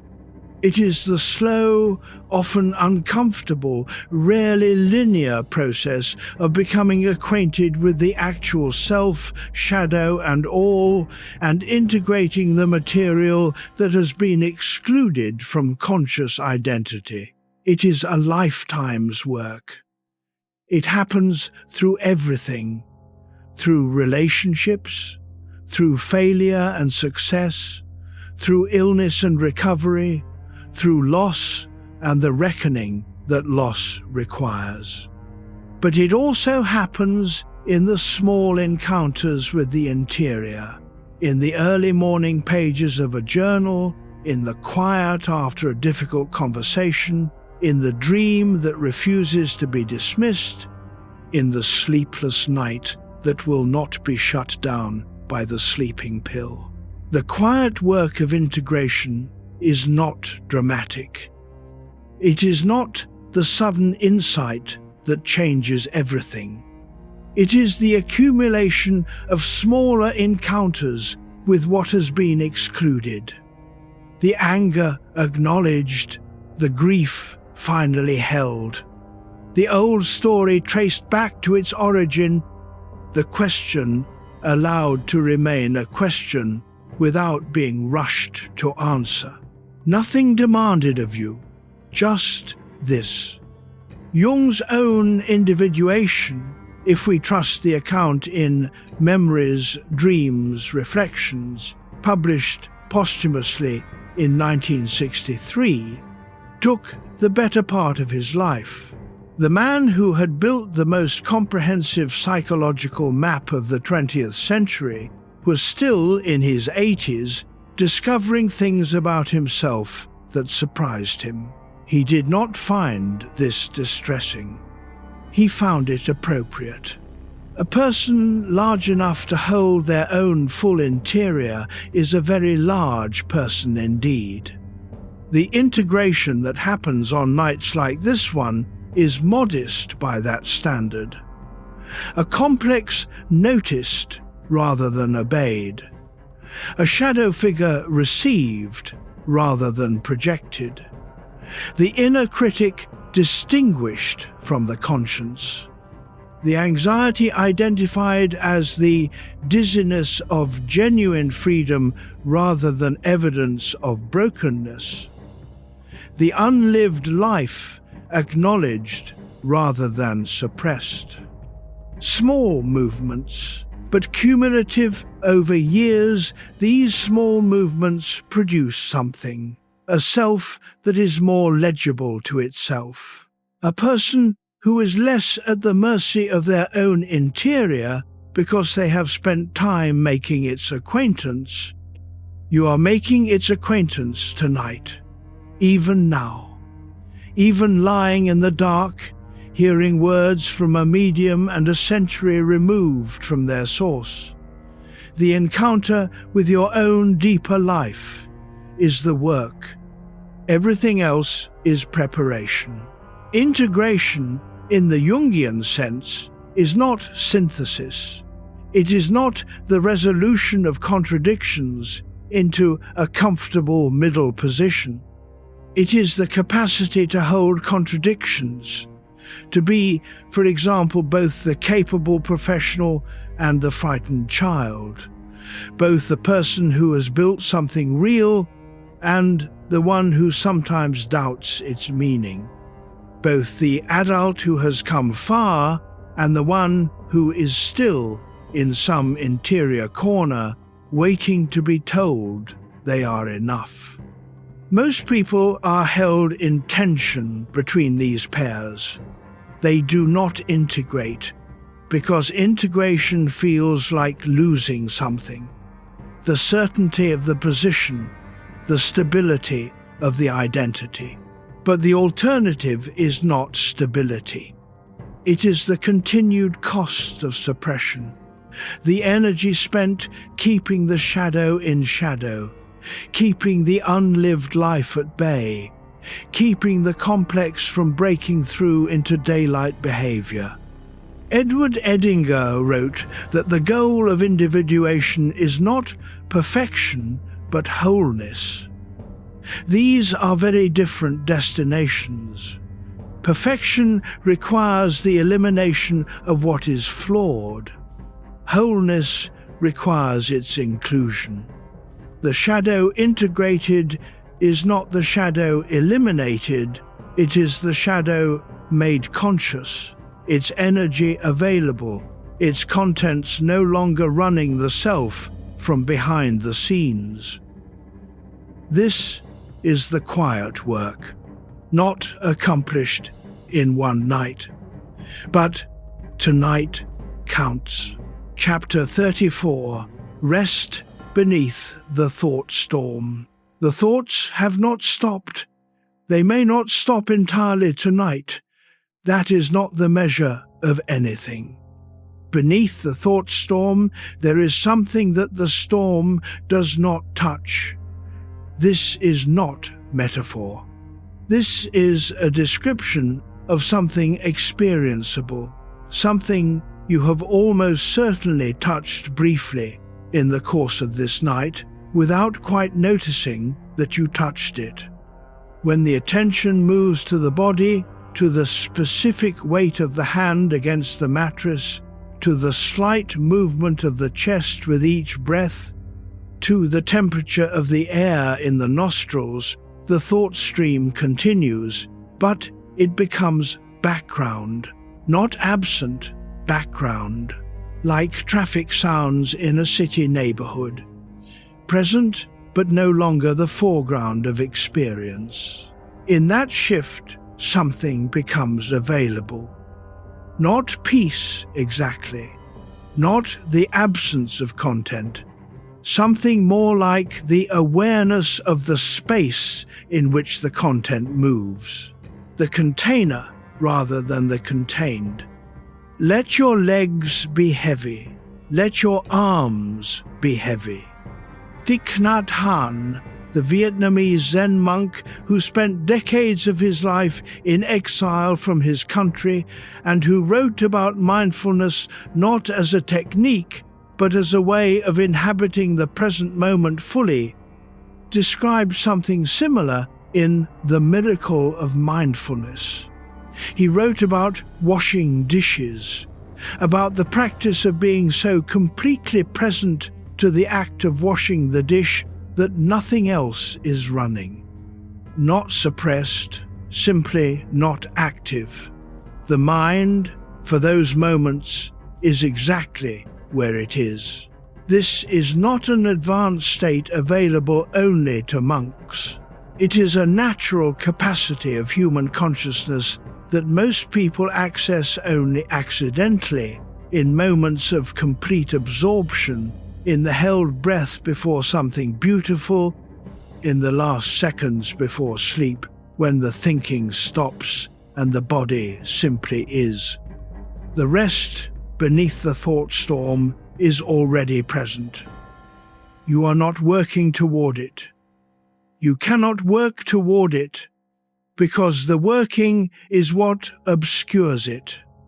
It reveals itself in the release of effort. In the moment, the monitoring of whether the sleep is arriving stops. In the moment, you are no longer tracking your own relaxation. The ocean floor is not troubled by the surface. The waves are real, the storm is real, and the floor remains, undisturbed, as present as it has been since the water formed. That undisturbed depth is in you, not as aspiration, as structure. Lao Tzu, in the Tao Te Ching, wrote about Wu Wei, effortless action, the movement that aligns with the natural flow of things rather than opposing it. He was not recommending passivity. He was describing the action of water, soft, persistent, wearing away the stone not by force, but by moving with what is already moving. The rest beneath the thought storm is the rest of Wu Wei. It does not fight the thoughts. It does not add effort to the effort. It simply notices that beneath the movement on the surface, something is already still, and by returning to the noticing rather than to the thinking, the surface movement quiets in its own time. You are not fighting towards sleep. You are allowing the conditions in which sleep arrives. Its opposite looks like vigilance, monitoring progress, tracking whether relaxation is deepening, calculating hours remaining. That vigilance is the thought storm's most persistent form. It sounds helpful. It is the thing most reliably preventing the rest you are looking for. The rest is already beneath, like the ocean floor beneath weather undisturbed. The breath moves, the body is heavy, the room is still. Let the thoughts continue above. You are here, at the floor, where the water moves slowly and the light from above is diffuse and very, very far away. Chapter 35, A Softer Descent into Sleep. The sentences are shorter now. The ideas have said what they came to say. What remains is simpler. Your body is somewhere. A bed, a room, dark or nearly dark. The sounds of the building, the street, the quiet that surrounds you. These are real. They are here. You are here. The man who refused to sleep, Jung, in 1913, in Kusnacht, with the lake outside and the voices inside, eventually slept. not because he solved what he was hearing, because he agreed to carry it. He agreed to live with what the night was offering, to receive it rather than resolve it. The rest came after the agreement. You have been making that agreement tonight. Everything that arrived in this room, the old fears, the unlived longings, the shadow that came quietly, the body's report, the question beneath the question, none of it asked to be solved. It asked to be seen. You have been seeing. Let your breath come and go. The thoughts that circle now are lighter. They have less urgency than they had at the beginning.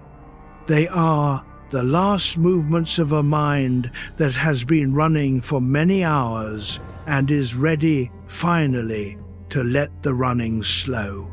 There is nothing else required of you tonight. The analyst you have been visiting in these hours is not here in the room, but the deeper mind is. It has always been. It was here before the first word of tonight, and it will remain after the last. It is patient. It is not troubled. Let your face be soft. Let your jaw rest. Let your hands open. The night is almost finished with its work, and the work it has done in the turning and the returning, in the loops that closed and the questions that found a small amount of room, is the kind of work that continues in sleep in the deeper register where words cannot follow. Rest now. Let the rest come. Chapter 36, Sleep Inside the Larger Psyche. We return to where we began. A room, dark, still. A body that has been awake longer than it intended, carrying more than the morning will require. The man who would not sleep learned something across the length of a long, strange life that he distilled in memories, dreams, reflections, into a few quiet sentences. He wrote that he had lived with questions more than with answers, that the richest material of his career came not from the things he understood, but from the things that had resisted his understanding long enough to teach him something. That the unconscious was not an adversary, but a companion, strange, sometimes alarming, always finally purposeful. He lived to 86. He worked almost until the end. He was still asking the important questions at the close. He had not, by his own accounting, reached any resting shore of final knowledge. He had only become, over a very long life, more comfortable with the depth, more willing to stay in the water. The larger psyche in which you sleep tonight is the same territory he was mapping. Not yours alone, not his alone. The old ocean beneath every particular life that all human beings are swimming in, whether or not they know its name. You have been in it tonight. The thoughts that came without invitation, the feelings that arrived from old rooms, the images in the threshold between waking and sleep, these were not intrusions from outside. They were the ocean itself, rising to the surface, doing what it always does when the conditions allow, reminding the swimmer of the depth beneath. Let your body be still. Nothing is unresolved that was meant to be resolved tonight. Nothing is missing that was meant to be present. The loops that did not close will close in their own time. The questions that did not find their answers are, for now, resting in the hands of the larger psyche, patient, purposeful, already working in the register where words go quiet. Your body will breathe without you now. Your mind will work without you now. The self that watches the ego rest has always been the deeper ground. Tonight, you have been close to it. The room is still. The night is passing in its ordinary way, which is also the only extraordinary way there is. You are inside the larger psyche. It holds you. The mind that got loud when you finally went still was not a storm. It was a message in the only language the deep mind knows. And the deepest rest is not the absence of that language. It is the moment you stop translating and simply let it move through you. Sleep now.